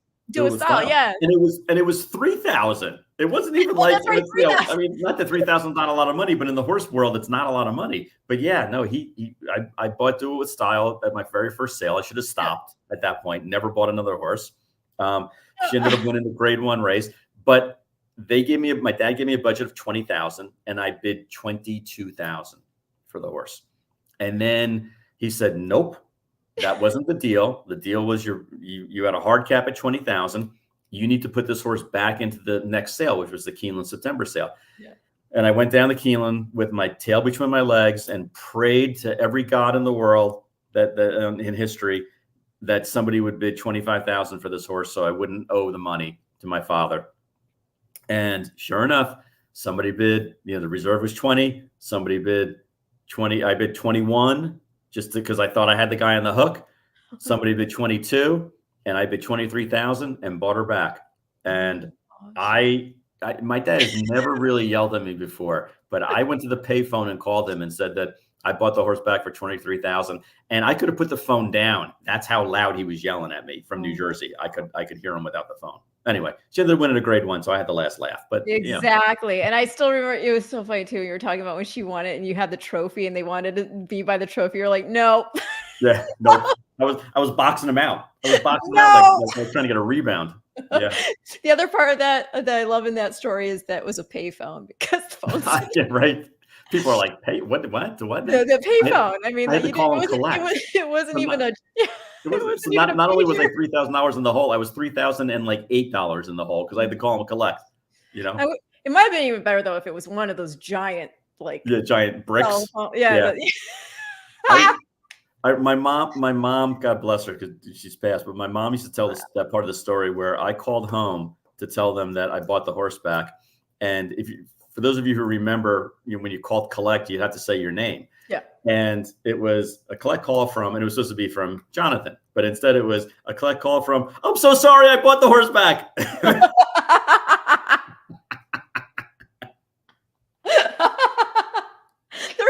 Be a name somehow that you can derive. I don't know. I don't want to relive that. My therapist makes a lot of money reliving that story. It's such a good story, though. Do you have? We're already an hour over, but no. Okay, so I have to ask this though, because for example, my Matt, he very kindly does our grocery shopping. Okay. But when he goes grocery shopping, he usually comes home and he'll be like, I had a nemesis the whole time I was in the grocery store. And the nemesis is always like this one person that no matter what, they just always seem to be in your way. You go to the next aisle, they're already there in the spot you wanted to go. You go to the next one, somehow they beat you there too. And they're the nemesis. Yep. You don't have to name names, but do you have a nemesis at the sales? Like somebody you just always feels like right there. Oh, absolutely. I'll name names too, because we're always on the same, we're always on the same horses. So I'm always on that. Our short list is very similar to Donato's short list, Donato Lonnie. Yes. And he's got deeper pockets. His clients have deeper pockets than we do. So like I said, 90% of the time we walk away from from a sale, from a horse going through a sale with nothing other than just frustration.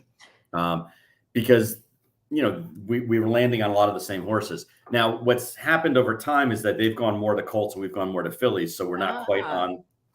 But yeah, there are definitely times where I'm sitting in usually I like to bid inside, and I'm sitting in the sales ring, and you're watching, you're waiting for your horse to come in, and then all of a sudden you see like Donato come in, and you go, oh, or you see like Windstar come in, and you're like, oh yeah, that's definitely a Windstar type, or you just know in your heart of hearts that like they're not coming in to watch the, no offense to the modestly bred horse that's coming up next, but they ain't coming in to see a Cairo Prince. They're coming in because they're going to buy. And I'm sorry, Airdrie and Brett. I didn't mean any disparaging. He's been breeding some really nice. Oh my god! And we buy Cairo Princesses, but I don't. Windstar's not buying a Cairo Prince. So nice yeah, stock coming out. Coming in, and the same thing on Fillies. There are times where we'll be in there and like, Aaron Wellman will come in, and you go, yeah, that's an Eclipse kind of horse. There was one horse in the sale last year that we ended up buying called It's Witchcraft, a Tapit filly that we actually knew Mike Rapoli was interested in. And my dad and Mike are good friends. So my dad actually said to Mike, you don't have to tell me. I know we don't usually compare notes, but this is a horse that, it was he wanted to give it as a gift to my mom. Aww. And so he said to Mike, hey, can I, is it okay if it's on your list? Is it okay if we just don't go toe to toe on this one? And Mike, to his credit, said, Len, I have so many horses on my list. You're such a good friend. It wasn't even in that order. I'm paraphrasing. Basically, it was like, we're good friends. Don't worry about it. You do you. I'll beg off. And my dad ended up overspending on the horse to buy it. But that being said, that's where It's Witchcraft came from. We ended up buying her. Aww. And she's named after one of my mom's favorite songs was a Frank Sinatra song called Witchcraft. Witchcraft was already taken, so we just added It's Witchcraft. Well, that probably makes it better, so people don't think it's an evil horse. Yeah, exactly. Not like Winterberry. No, what? The crazy one. Not just the crazy one. But no, they know it's for the song. Right. Exactly. I think that's sweet. Yeah.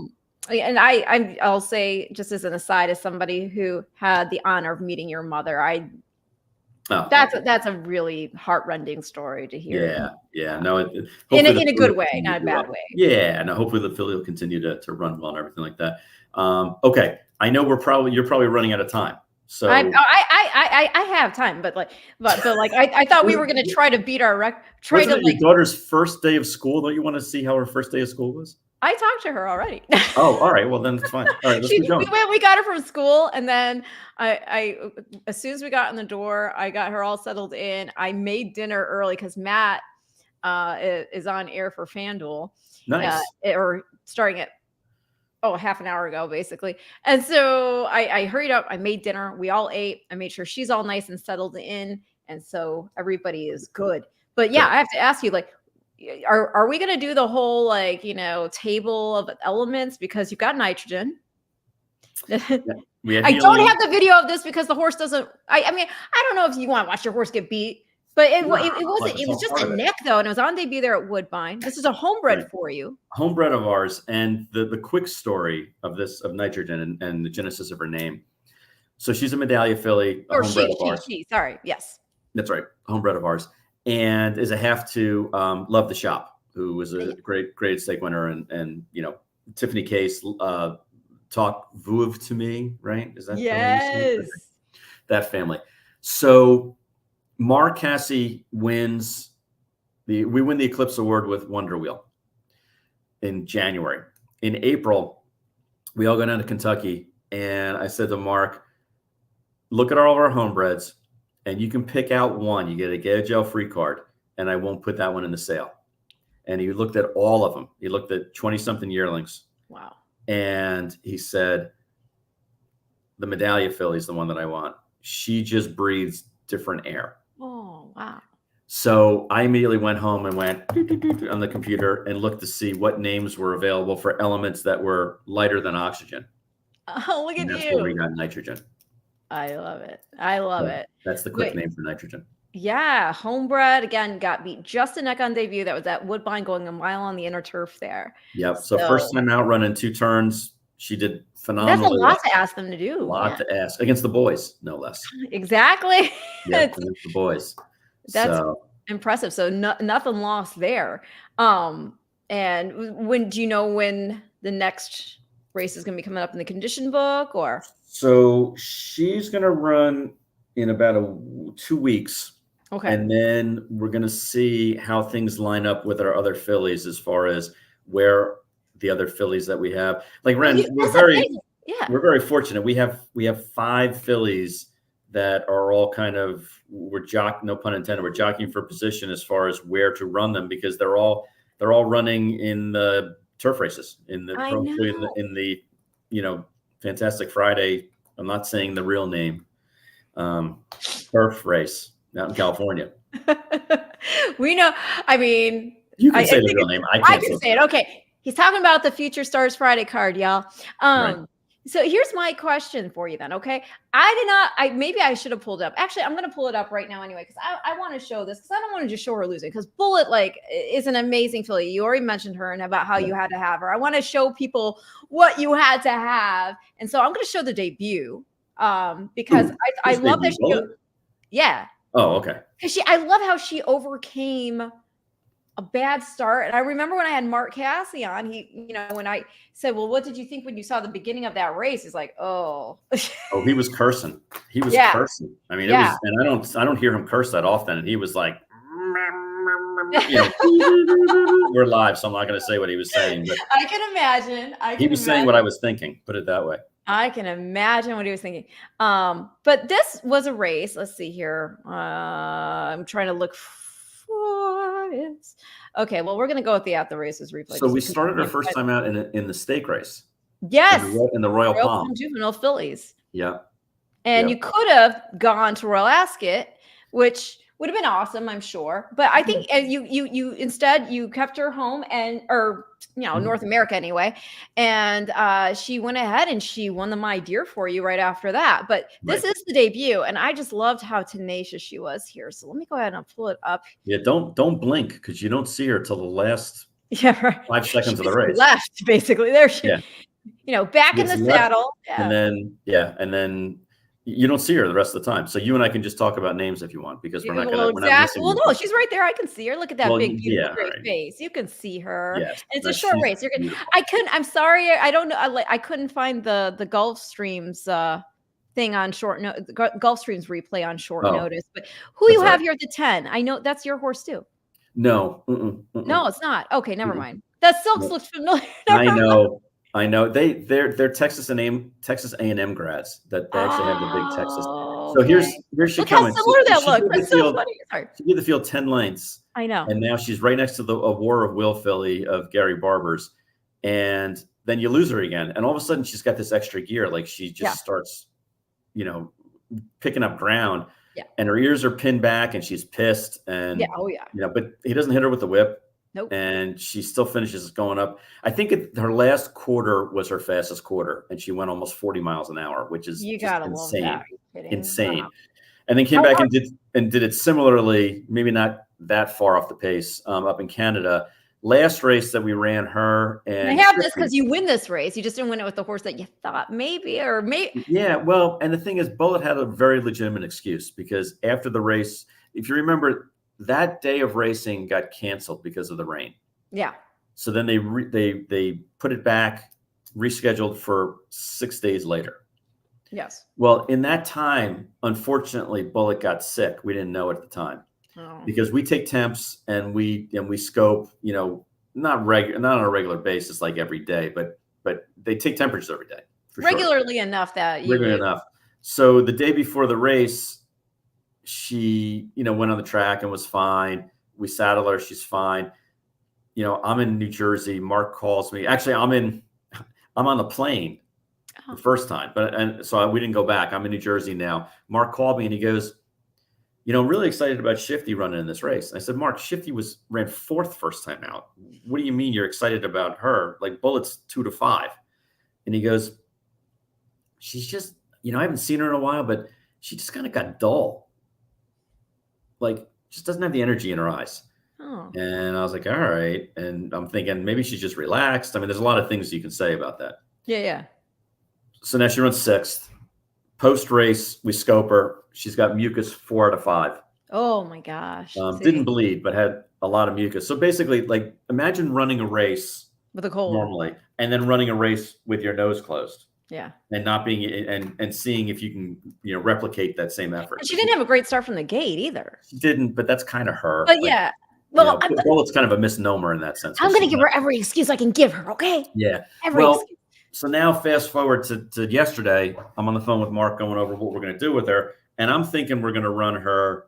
I'm thinking we're going to run Bullet in, in one of the undercard races at Kentucky, or maybe we run her in the Matron, opening weekend not opening weekend, but opening weekend at Keeneland, but, at Aqueduct, which is a grade 3 going 3/4. And he said, John, if you're good with it, if she had hit the board in that last race, we'd be running her in the Natalma. Yeah, I think so we're going to run her in the Natalma.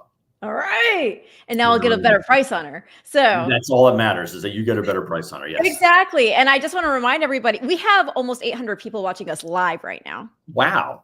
I know. Hey, that's everybody, awesome. You can chime in. We are live. So if you have a question for John or me, I mean, John might be smarter. There's no way. There's no way. You got the brains and the looks. So this. No. I don't have the beard. I just have the beard.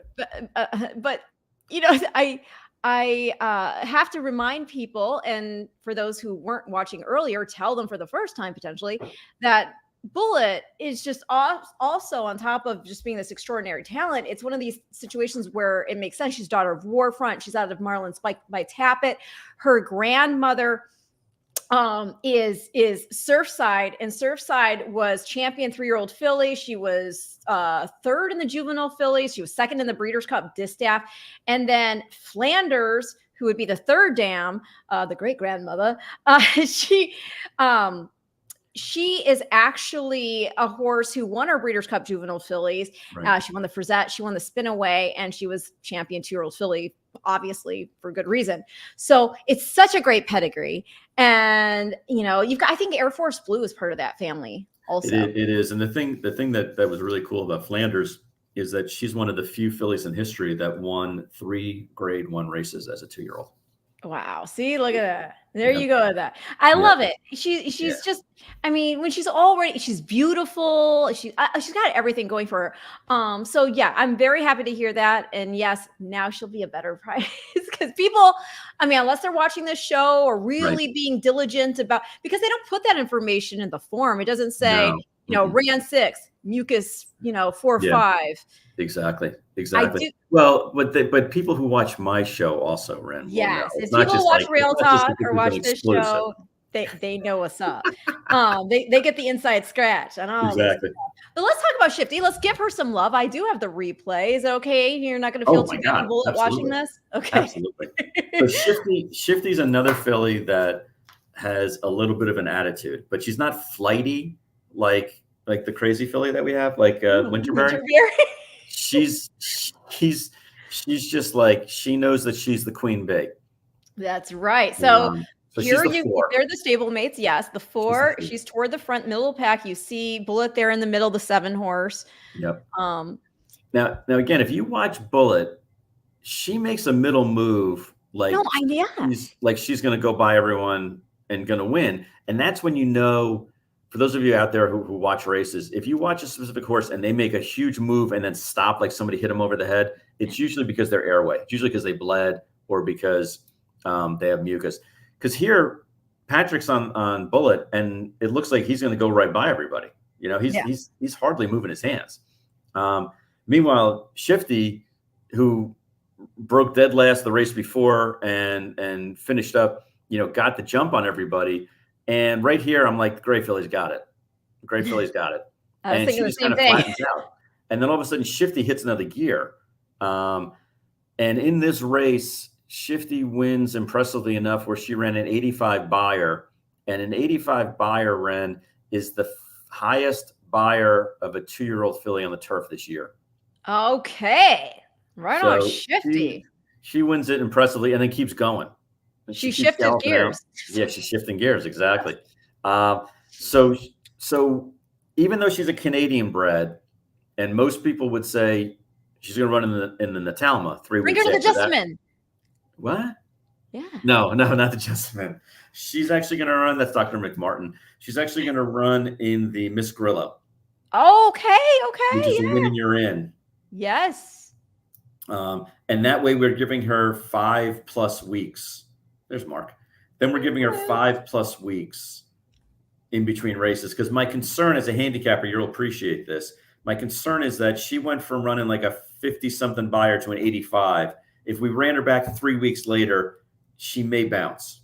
Oh yeah, you don't want the bounce. We don't want the bounce. When we were doing the live show for ABR, we were just so taken with this baby.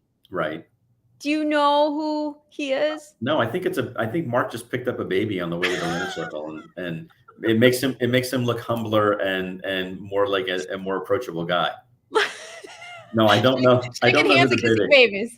I don't know who the baby is. He's adorable though. Look at this baby. I should know.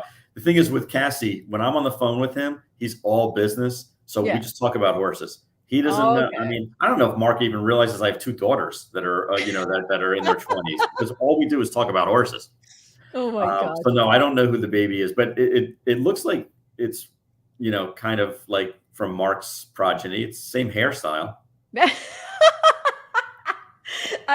Adorable. All I will say is just absolutely so cute. Actually, I know the answer to this, Steph. At least I think I know the answer to this. So don't you answer. You correct me if I'm wrong on this, okay? Mm-hmm. Steph says, I am late. Did I miss? What did I miss? I think she meant why. Oh no, did I miss why? Sorry. Did I miss why Webby was scratched and where is he pointed to next? Okay, so I think you scratched because maybe you saw that Speed was doing really well at Kentucky Downs. And then on top of it, you were like, okay, well, we can run him at Colonial in a stakes race there. You are so smart. You are so smart. Yeah, that's exactly why we scratched Webby. I was getting a little frustrated with just how speed favoring Kentucky Downs is. Mm-hmm. And that is not Web Slinger's game. No. To come from way out of it. So instead, we found a $150,000 stake race, which is a 6-horse field. One of the horses in the race, actually, Steph, is a horse that had been running in steeplechase races. Yes. and is coming back to the regular. So let me tell you, leave the name up because I want to explain this. So Steph, Strat, Justify, Carl, Sierra, Mora, Poe, Ushba. Now, it changes every single couple of weeks when she gets a new favorite. It's always Steph, Strat, Justify. And then at one point, Webby was in there. And at one point, Webby got demoted. And so Steph is probably in our show. She is 1 in 1A fan with Skip Anderson. They were like our first 2 vocal fans. And we love Steph. She's awesome. She is awesome. But the only thing that I'm not disappointed, Steph, that you came late to the game on this one. I'm disappointed that you're cheating on me by listening to another podcast. That's what I'm. She's only watching because you're here. No, I don't know about that. But wait, so it's Justify, Carl Spackler, Sierra Leone, Moira. I don't know who Poe is, and then Ushba Tesoro. Who's Poe? Yeah, I don't know. I don't remember who. I can't keep track of it anymore because she like changes it, pretty consistently. But she's Edgar Allen. I don't think it's Edgar Allen. Telltale Heart. Steph, send us the reason why, Steph. Yes. Why? Okay. So let me see. I gave you a list of 2-year-olds I was going to talk about. Did we talk? No. Wait. I want to ask one more question about Shifty. Is Shifty like shifting gears or Shifty because it's Shifty? Sure. Okay. It can be whatever you want. It can be whatever you want. That's the beauty. Let's talk about Vixen. She's got, so Shifty had like a really spicy attitude. And I'm like, she's shift, like, and we had the name kind of in our pocket. Oh, there you go. Well, if you got it in your pocket, you might as well take it out and spend it. Exactly. So Vixen is another one where we saw her at the sale. We overspent for her pedigree because she's got 2 blank dams. But she's by Vekoma, who's just now everybody knows Vekoma. There, it was a calculated risk. Were you doing it because he's from the family of Street Sense and kind of like, okay, well, he made a sire career. You know, you got Mona, you know who I'm trying to say right now. No, I don't know what you're trying to say. Mona, No, no, no. I can't say Anyway, it. I can't so say it. Anyways, Vixen, you know what I'm so talking about. Vixen had always shown a lot of gate speed, Mm. but she's lanky, and we thought having her go 5-6 furlongs isn't going to work. 5.5 furlongs on the turf isn't going to work. Let's stretch her out and see if what she can do first time out. And she ran awesome. I mean, there are times where we have horses running where you think you have a good horse. Yeah. And there are times where you think you have a good horse and they still surprise you. And that was Vixen. Oh, well. Vixen was one where she sat very professionally, sat off the other favorite in the race. They went kind of a pedestrian 48. The horse in front starts to let out a little bit. And the thing that I like so much about Vixen is, like, in the next 3 strides, she overtakes the 3. And to me, that's that overstride that we talked about earlier in the show, where every single time our filly, if she's sound enough and fit enough, every single time she's going to make up 3 to 5 inches on you. And it doesn't sound like a lot, but over the course of a mile, it's a lot. Look like she's flying here. Again, she's going. So she goes her last quarter in 22 and 4. Oh, Extra gear. what a beautiful filly. Extra gear.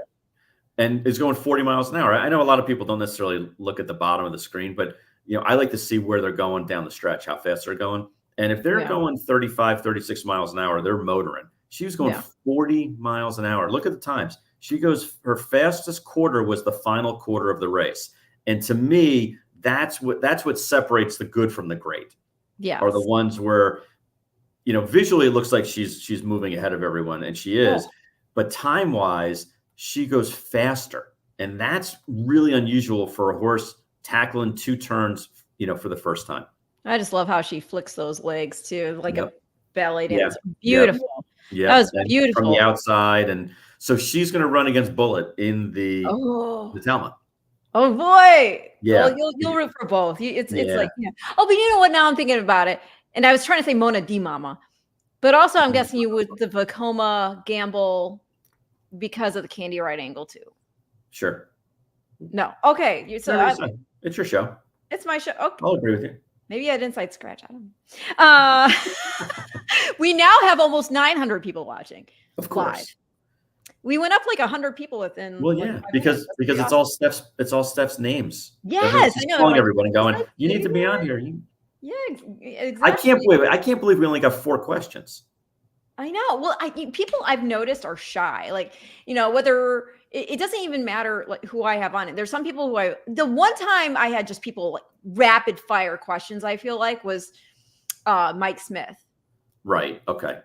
I get that. Because everybody has their favorite horse that he rode and whatnot. And I don't know. Obviously, So Ren, I have a question for you. I got a question for you. Since you've been doing this now for obviously for a few years, but for this season, you've been doing it a couple of shows. Yes. And you're not going to hurt my feelings if you don't name one of my horses. But has there been a juvenile filly turf horse that has impressed you? That we should be like, oh my God.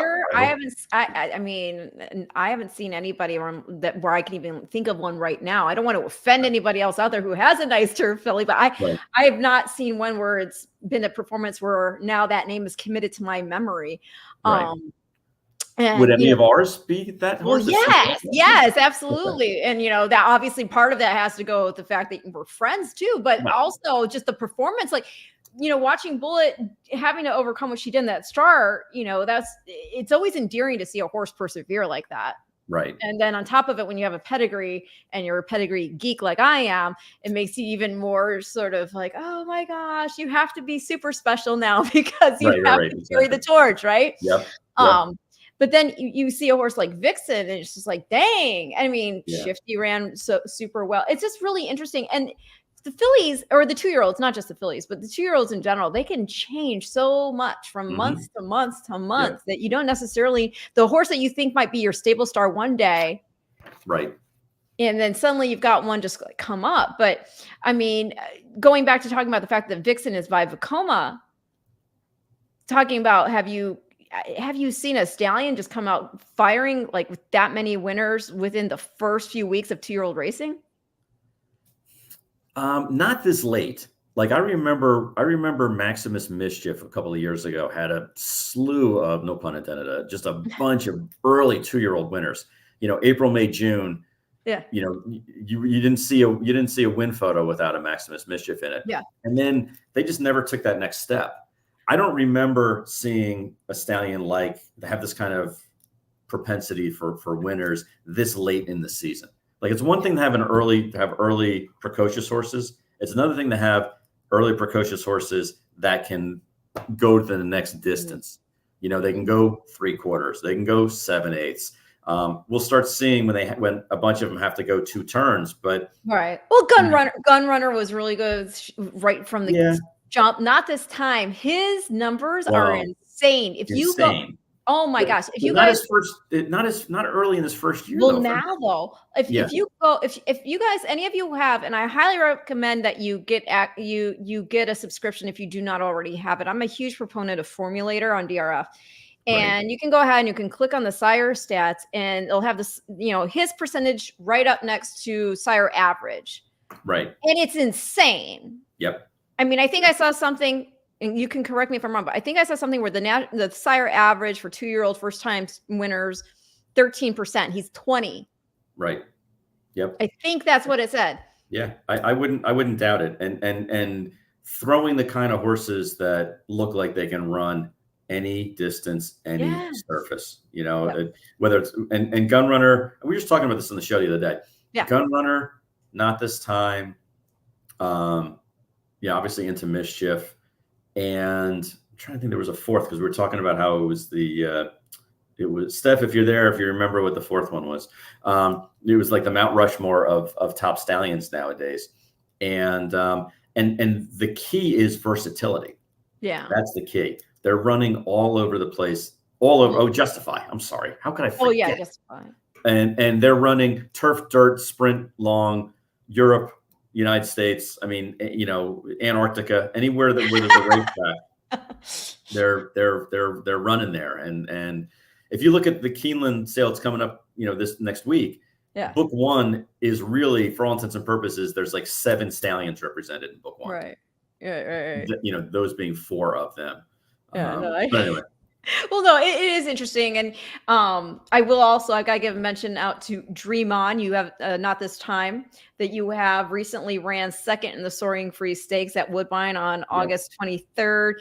Got caught to lose by just 3/4 of a length. And Ren, let me tell you, I'll say exactly to your audience what I said to my father as soon as the race was over. I'm not even going to learn the horse's name that beat him because he will never beat us again.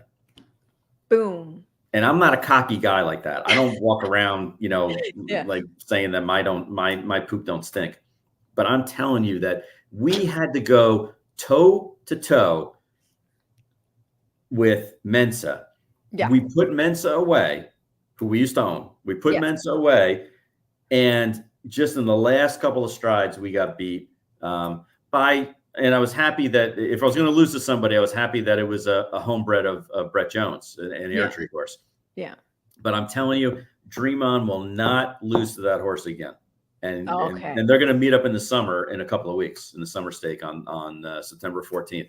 So I'm saying it to your audience. And again, it's not because I'm cocky. It's just because of the 50,000 races that I've watched over the years. We had everything against us and still almost won. That horse that beat us legitimately won. Yes, but had a much easier way of going, much easier route. Well, I mean, for you, it's like you just took out the heavyweight in the in the ring, and now you got to fight. And you got to fight the other 2 horses coming on, and we still fought off one of the other horses. I mean, but that horse. So Dream On. For those of you who don't know, I am a huge Aerosmith fan. I love Aerosmith. I went to see them in concert, and I want to hear your ears. And that was like their original song was Dream On. Yeah. So when somebody would say to you, not this time, Dream On, that's why he became Dream On. No, that made a lot of sense. Yeah. So, oh my gosh. Okay. So now we're at 134. All right. I have just a few things. Okay. Smudge has not debuted yet. I'm a huge fan of Quality Road. You know this. Huge fan of Quality Road. I mean, any horse that can set track records sprinting and going long. Yep. I love. And the Quality Road lives up to the name. This one is a half sister to Grade 1 winner Mongolian Groom, who we sadly lost. Right. The great granny, multiple Grade 1 winner Versailles Treaty. Or Right, Versailles yeah. Treaty. Versailles Treaty. One of, depending if you're from Kentucky or anywhere else. If you're in the from world. Kentucky, it's going to be Right. Versailles. Right. Second in the 91 and 92 distaff also. Tell us about Smudge. So Smudge, you were asking before about, is there, do you get a feeling down in your soul when you see a horse that it's going to be a superstar? And this horse is not run yet. We saw her as a yearling, and Mark never, ever, ever walks up to a horse and starts loving on him. He'll walk them through their paces. He's checking their height to see, whether or not try to project what they're going to, how tall they're going to be. And he absolutely walked up to her, and it was hot. He was wearing like a white collared shirt, and he walked up to her and he just grabbed and just like puts his arm around her and just starts talking sweet talk to her. I don't know exactly what he's saying to her. And he turns around and she goes, and he doesn't notice. So he's got horse snot all over the back of his white shirt. And his wife, Tina, walks up to him and says, Mark, do you have another shirt? Because you got snot all over your back. And he goes, that's not that bad. I'll just wipe it. And she goes, no, it's going to be a big smudge then. And so we were joking the whole time. The rest of the day, every horse we looked at, you like this one? Yeah, but it's not like Smudge. It's not like, so like the second the hammer went down when we bought that horse, I went onto the Jockey Club website and reserved Smudge for her, because we always referred to her as Smudge. So I knew no matter what name we named her, we could have named her like Queen Victoria VIII. We could have named her the best name possible of any horse, but we'd always refer to her as Smudge. So I was like, let's just cut out the middleman, just name her. So yeah, it's not like one of those royal names that you hear in the winner's circle in the Kentucky Oaks usually, but it's the true story of how he got. It's the origin story of origin Smudge. story. Oh my gosh. But no, I mean, if anybody's been around horses long enough, you've had the ecto. Yeah. It's like getting slimed in Ghostbusters. Right, Ghostbusters, exactly. That's exactly right. Yeah. It's great. I've actually, who actually the last horse to snot on me like that was, believe it or not? War of Will.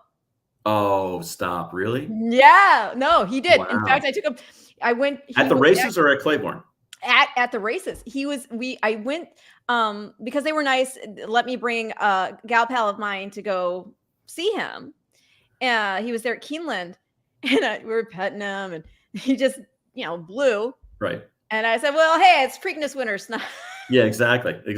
Hey, he won a Grade 1 on the turf in the dirt and snot all over me. So exactly. It's all good. Oh, Steph, she says, am I getting any DJ stable horses at Keeneland October? This broadcast saves John from dealing with my questions at the sale. Goes on to say, John, buy hip 112. Thanks, guys. Great show.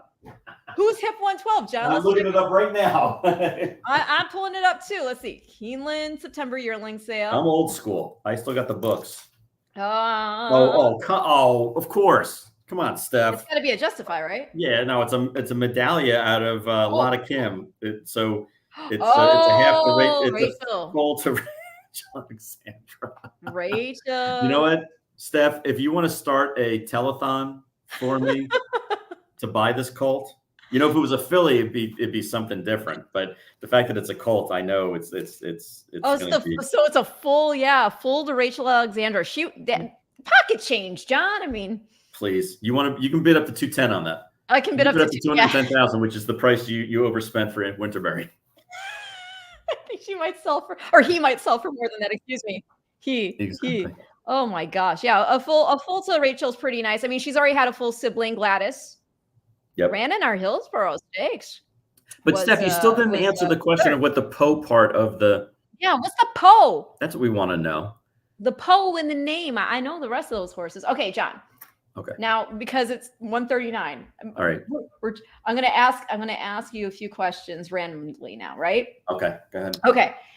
You have to stay, in tune with what's going on in racing, because Rail Talk covers everything in racing.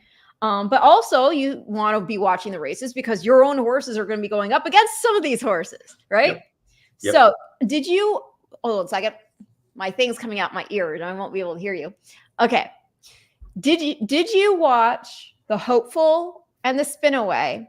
And did you take note of something that both winners had in common, pedigree wise? I did not. And this is a total, admission just for your show. I was actually on vacation all last week. How dare you take time off? I know. So I was out in Arizona hiking. Were you at Burning Man?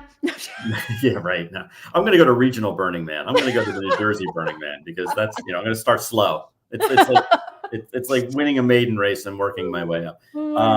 So I was out there hiking with my kids out in Tucson in the 100-degree heat. So I didn't even know who won what races until I came back on Sunday. So I can't tell you, other than they both hit the wire first and they both were in the winner's circle. I honestly am underprepared. I didn't know there was going to be math on this quiz. No, we won't we won't have an exam, but you'll appreciate this. So the winner by a half length of the Grade 1 Hopeful was Chancer McPatrick, trained by Chad Brown. $700,000 McKinsey.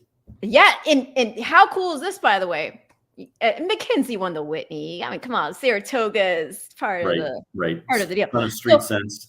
Yes. The thing with Chancer McPatrick that I thought was very interesting is this horse overcame a lot at the start of the race. He bumps really hard into the gate, comes out, bumps with I think it was Menti actually, and then Jock lost. Flavian lost one of the. I always want to say Flavian because I like going Flava Flav. Exactly. Yeah, you can't get Flava Flav. It's not the same ring to it. In any case, lost an iron. Had to get his iron back. So then he's hanging toward the back of the pack, and then he makes this big move, and he's covered in kickback, and he wins like a good thing. Looked beautiful out there. Right. So he won, like I said. Then Immersive, she's the one that won the Spinaway. And she is Ren, you know what? Keep going. There's somebody at my door and my dog is barking. Give me 10 seconds. Yes. I'm so sorry. Keep telling the story though. I'm gonna look at Stephanie. She gave me the Stephanie says Poe was with Cyrus, Roll Cyrus Roll as a foal during COVID. I fell in love with Poe. She went on to win a race as Voodoo Mama Juju. Very sentimental to me. Okay. Well, that explains it because I was like, I knew all the other horses in the lineup there. I just wasn't sure. So thank you, Stephanie, for giving us the inside scoop on that. Let's see here. While John figures out who's at the door, he's got a package. Probably it'll be something horse related. We'll find out when he comes back. Maybe I'll look up actually for you guys while he does that. The Hopeful replay so you can see that because it was pretty. Oh, there he's back actually already. I am so sorry. No, don't you worry about it. I mean things happen. So finish your story. Were you delivered a package that something horse racing related? Nice. All right. That's all. That's all I get.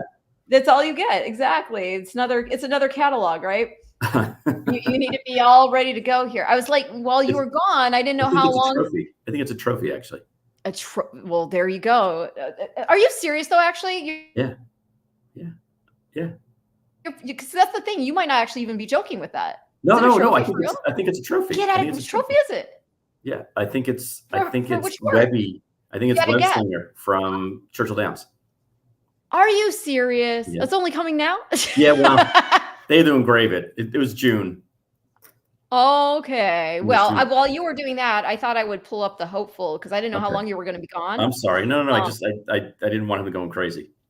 No, well, your dog. We don't want your dog to go crazy. Here, you watch this. Just give me your impressions. It'll be news for me. Although this is not the head-on.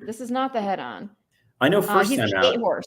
First time out, Chancer didn't break well either. Oh, right? You're an either, not an either. Okay. Yeah. Well, if it's Webby, here he goes in my name. Open it. That's how you can end the show. The reveal. my goodness. Oh my gosh.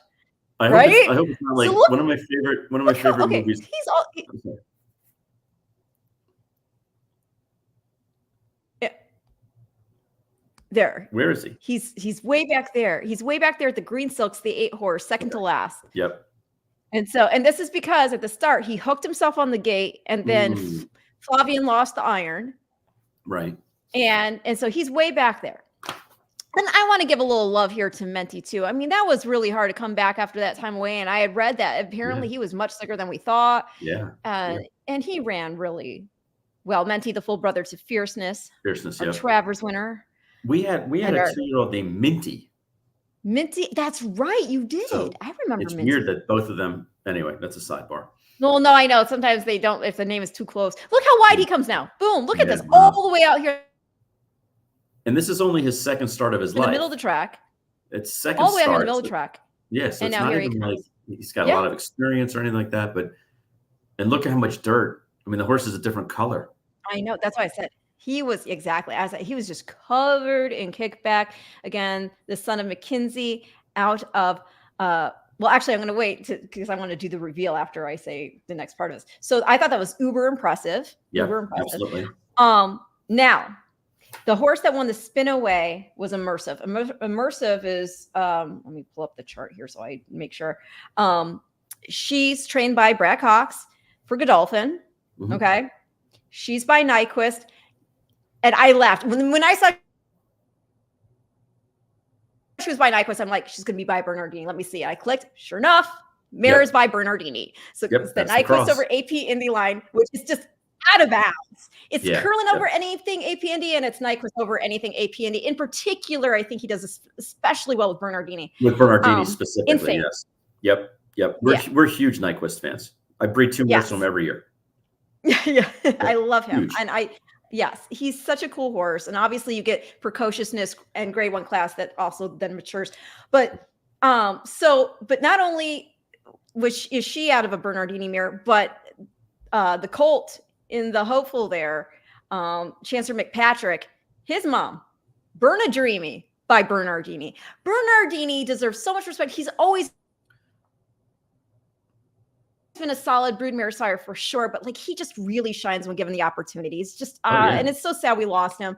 But I mean, statistically speaking, to have both 2-year-old grade 1 races at Saratoga there to close out that weekend, being out of Bernardini mares, I think is pretty noteworthy. Absolutely, and it's not going to be the first time that he's going to have big grade 1 winners, daughters and sons of or I should say, out of Bernardini mares.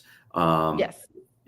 There's such for the past, I don't know, 7, 8, 9 years, there's been such a disconnect in the market when it comes to Bernardini. People love buying the fillies, but they wouldn't breed to him because they were afraid that they would get a colt, which is, I think, what was happening to Medaglia d'Oro the past couple of years, where people love to buy the fillies because the fillies, he has good colts also. Yeah. The fillies seem to outshine their brethren. Isn't that something? So, but it's like anything else. I mean, it's like, and you have to have that as part of the equation also, is that if you see a trend, you have to respect the trend. Well, I respect the trend. So just to put a button on it, hey, no pressure. Do you want to open the box on here? All right. I'm not going to, only because one of my all-time favorite movies. Oh no, you froze. Is the movie Seven. Okay. You ever see the horror movie Seven? Oh no, it might be a Seven. Yeah, I know what you're talking about now. So whenever we get a package, like either my wife or I will say to the other one, "What's in the box?" Like, what's in the box? Like, it's never a severed head, and it's never anything either. But it will happen. Someday it'll happen. There'll be a rival podcaster that's going to be like, "Hey, Green, here's and it may be his or her own finger. I don't know, but I know it's coming. I know it's coming. So I don't want to do that. I don't want to do that. Okay, we wouldn't want to put that company. I'm on the board of the Breeders' Cup. I can't afford to give them. Well, we're hoping it's a trophy. I'm hoping it's trophy and not a finger or a head. Yeah, I'm hoping it's not any kind of body part. I'm just putting that out there. Oh my gosh. Okay, John, closing thoughts from you. Wait, what? Anything you want to say about your horse? Anything you want to say to close out? Like anything about your horses? Anything about you're looking forward to? Anything? I'm And just rail talk news? Anything you like? I'm exhausted, Ren. I'm just exhausted. We tried. Everybody. I had a He and I. vacation last He and I. week. We were like, we're gonna do it, and we're gonna do the show in an hour. I know. Well, the Winterberry story alone took an hour, so that was kind of, we were kind of dead on arrival in that sense. It's just not possible. I try. Now, I will say again, aside from being on the show with you, I am an avid fan, and I do enjoy hearing the stories that you're able to get people to admit. I think that's one of your greatest skill sets, is that like people feel comfortable talking to you, so they tell you kind of their deep dark secrets, and that's something that I wish as a fellow podcaster that I could emote out of people. I usually just browbeat them until they're in submission, and they're like, all right, just stop. I'll tell you the secret sauce. Oh my goodness. But I always enjoy listening and hearing, the answers from people in the know in the industry, and it makes me a better general manager and a better conveyor of horses. So thank you for doing all that. But no, we covered a bunch of our horses, and I always enjoy talking about horses in general, but especially my own. So I thank you for giving me the audience an opportunity, and hopefully we entertained a little bit. But the most important thing is, keep rooting for our horses, because as you know, we do a lot of t-shirt giveaways, and we don't promote. DJ Stable's not a public company, or we're not looking for investors or anything like that. We do it just because we like to have people excited about the industry and excited about our horses. And I know you're a big part of it, because after we won a race at Keeneland, I came on an interview with you, and you were like, you have to wear the Wonder Wheel shirt. You have to wear the shirt. And that was like, I literally just put the trophy down, and you're like, where's your Wonder Wheel shirt? So I do wear them. Just like the Helium was the original, but I do wear them all the time. And if people are interested in having a DJ Stable original T-shirt from one of our superstars, or used to be has-beens, I'll be happy to send them. Just ask a question in the next 5 minutes, and before we get off the air, and I'll be happy to forward one to you. Steph has a closet full of them, I feel like, because goodness, she gets every single new minted one. Did you ever do a Webby standalone one? No. So we did a T-shirt with Wonder Wheel and Web Slinger. And I have the standalone Wonder Wheel. Well, Wonder Wheel was a champion. Well, we did a standalone, but we did one because both of them were in the Breeders' Cup, and Web Slinger was kind of like an afterthought. It was like, oh, all right, well, we can make him look like a we can make him look like he's a superhero, like he's Spider-Man, Web Slinger. Well, all Web Slinger has done is made like $1.5 million and is a multiple grade, so he's actually made more money than Wonder Wheel. And he was like an afterthought. Well, not if you count how much he sold for. In that case, she's still the reigning queen. That's true. Although I don't know how I know I would do a smudge shirt, because it would be exactly what I just told you. It would be white on the front, and on the back it would be like horse snot.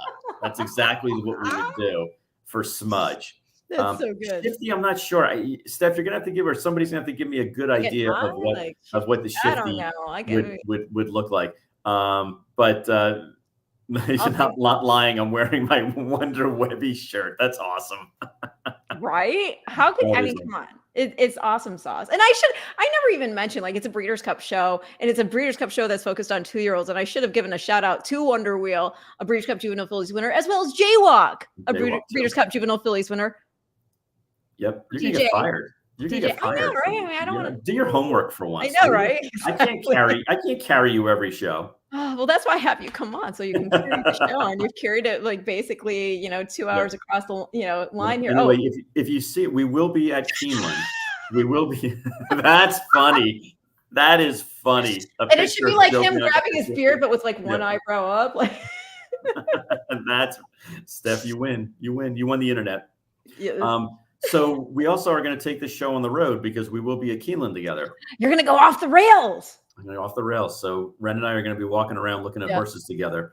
That's right. At the and laughing, I'm sure, hysterically most of the time. Do I get to bid again? Exactly. Exactly. You I'm might. telling you, You might. nobody will bid against me because again, I go in like, hey, I own it already. Right. Yep. So who's going to bid against me? Come on. I wouldn't. I'd be scared. I'd be like, As what? you should. No. I know. What you should be scared about is because what my dad's going to do next time is he's going to Oh say, no. Ren, bid one more time. And then he's going to get up and leave. Leave me with the whole. Yeah, I don't think I'd Just be be able to careful. recover that. Make sure when he tells you to bid, you grab like a belt loop so he can't go anywhere. That's a good idea. Or I can get like those little plastic cuffs. Yeah, exactly. Good luck. Good luck trying to slow him down. He's 87 going on 30. That That's guy. awesome, though. I mean, Unbelievable. come on. Oh, somebody did ask earlier who owns DJ. Actually, I could scroll right up and you can like right here. Who owns DJ Stables? You and your dad. Yeah. So now it's a family affair. It was my parents and me. Yeah. And now it's down to the two of us. And I don't know who's going to make it longer. He's got longevity on his side, and he's focused and energetic. And you'll see him walking around the sales also, and not only talking horses but talking taxes and accounting. So he is unbelievable. But yeah, it's me and Dad right now. Yeah. And you That's a guys great are question. awesome. And I'm so thankful I get to call y'all friends. And Well, right back at you. oh no, it's just so great. And I root you on. So tell everybody what's coming up on the next Rail Talk. And again, how you're going to be doing this live one from Keeneland and all that jam.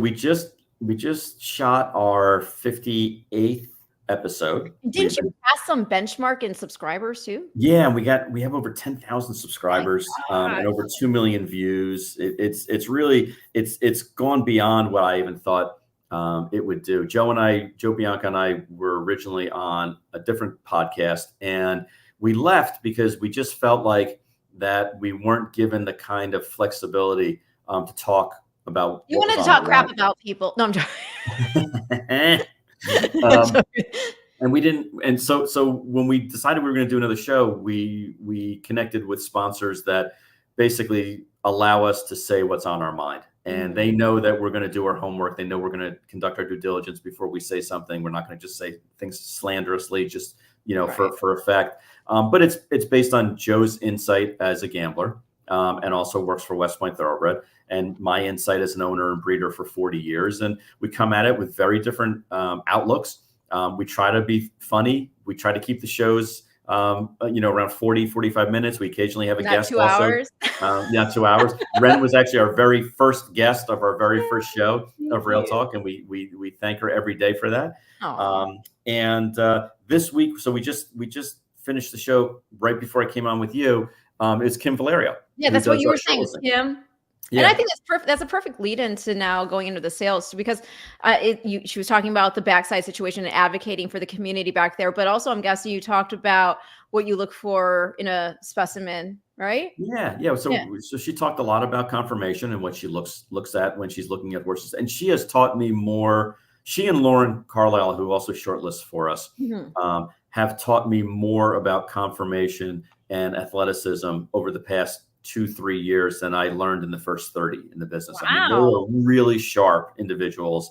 Again, look at things through different lenses, which is great because we'll get lists and go through them and they'll plead their case as to why they really like something. And for Kim, it's usually, hey, I saw, the third dam and I remember that it was offset, and she has that kind of memory. Yeah. And Lauren, it's more of, hey, when I was picking horses out for Tom Amos or for other trainers that like to have earlier developing horses, this is what I see, and it's a great match that we have with the two of them working independently, and every time I talk to them, I learn something. So awesome. It's really, really cool. Anyway, so Kim's on the show this week, and next week I'll be down in Kentucky. Doing it down there, and we may see a familiar face down there.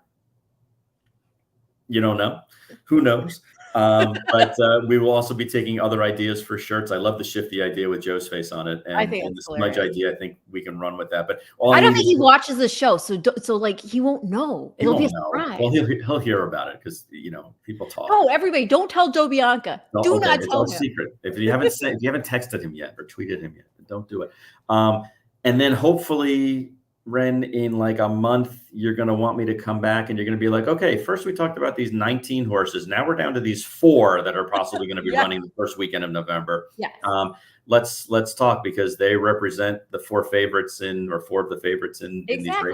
races. I'll say it for you, in the on our Future Stars Friday card. Thank you. Thank you for saying that for me. I appreciate it. I know there's Now, block. when do you go out to California? I am actually, they are very kind, because I have, Ava, and she's going to be in school. I'm able to do my interviews, of the contenders, connections and whatnot ahead of time. And then after the fact, so I will actually be staying here in Kentucky. Oh, okay. Yes. So if you had like an opportunity to take a private flight from Lexington to San Diego, you would turn it down? Is that what you're saying? Well, if it's a private flight, no. I've never been on a private plane before. Well, it wouldn't be just you. You understand that, right? It's not like a plane. So it's not just me, like for you. calling, can we go here now? And Exactly. No. it would have to be part. Although, I mean, gosh, would Matt be okay with staying home with Ava for? Well, if he's working, it depends. It's all work contingent. I always gotta do, but like that sounds pretty awesome. If it could work out, if things work out. Well, now I know you're going to be rooting for us at least. Well, it's very selfish. It's a very selfish root. offer. So I know, right? My gosh, I keep. You want to talk about selfish? I keep hoping like they'll come back to Kentucky. Come back. But I understand the weather's great. I guess it's guaranteed weather. They kind of got screwed out of a couple of years with COVID, so I get it. I know, but if you like sun and all that stuff, I guess it's all right. Yeah, I'm joking. It's gonna be awesome. It's gonna be awesome, and yep. I feel pretty confident that. How many years in a row would that make it that you've had a horse entered? Oh, so if we're fortunate enough to do that, it'll be 6 years in a row. Can you? That is like insanely difficult, y'all. Like insanely difficult. Yeah. I'm very proud of the program. Again, it has to do with the people. It's Kim and Lauren, Mark and his staff, Joe Orsino does a great job with a group of other horses. And, I'll take a smidgen amount of credit on as far as the, running the ship and everything. But, and of course my dad for having the confidence in everybody and doing it. And he's very influential in making decisions of which ones we're going to go after. And it's a great sounding board for me to talk to him about, like, hey, should we do this? Should we not do this? And he's plugged into he's got 800 clients that are in the horse industry. So he's got a lot of more information, or different sources of information than I do even. And between the two of us, we're in pretty good shape. But needless to say, it's been a great run, and I'm very blessed and very fortunate to be doing the things that I do, including being on this show. Well, I want to thank not only you, but all of our viewers. We have 976 people tuned in live right now across Breeders' Club social media. So I have to say again, how much it is appreciated that you all sit back, tune in, listen to what we have to say for 2 hours. For 2 hours, and don't ever feel going forward that you can't ask questions. I know a lot of people just sit there in silence, and you can ask a question if you want. With any of these guests, we always have really great guests here on your show, although your show is pre-recorded, so you can't really ask live questions there. But you can, after the fact, you can hop on X or wherever and pose a question. But again, thank you so much to the viewership, and thank you so much to my dear friend John Green. I really appreciate everything. It was a lot of fun. I got to get back to catalog researching. So got to get back to research. We got some work to do for next week. Right? We got a whole new, as Cassie likes to say, and then I'll shut up. As Cassie likes to say, when we're at the sales, we're writing the next chapter in our book. Now we're just waiting for the pictures to be developed. I can't end it any better than that. Everybody, John Green on the Future Stars Forecast. Thank you.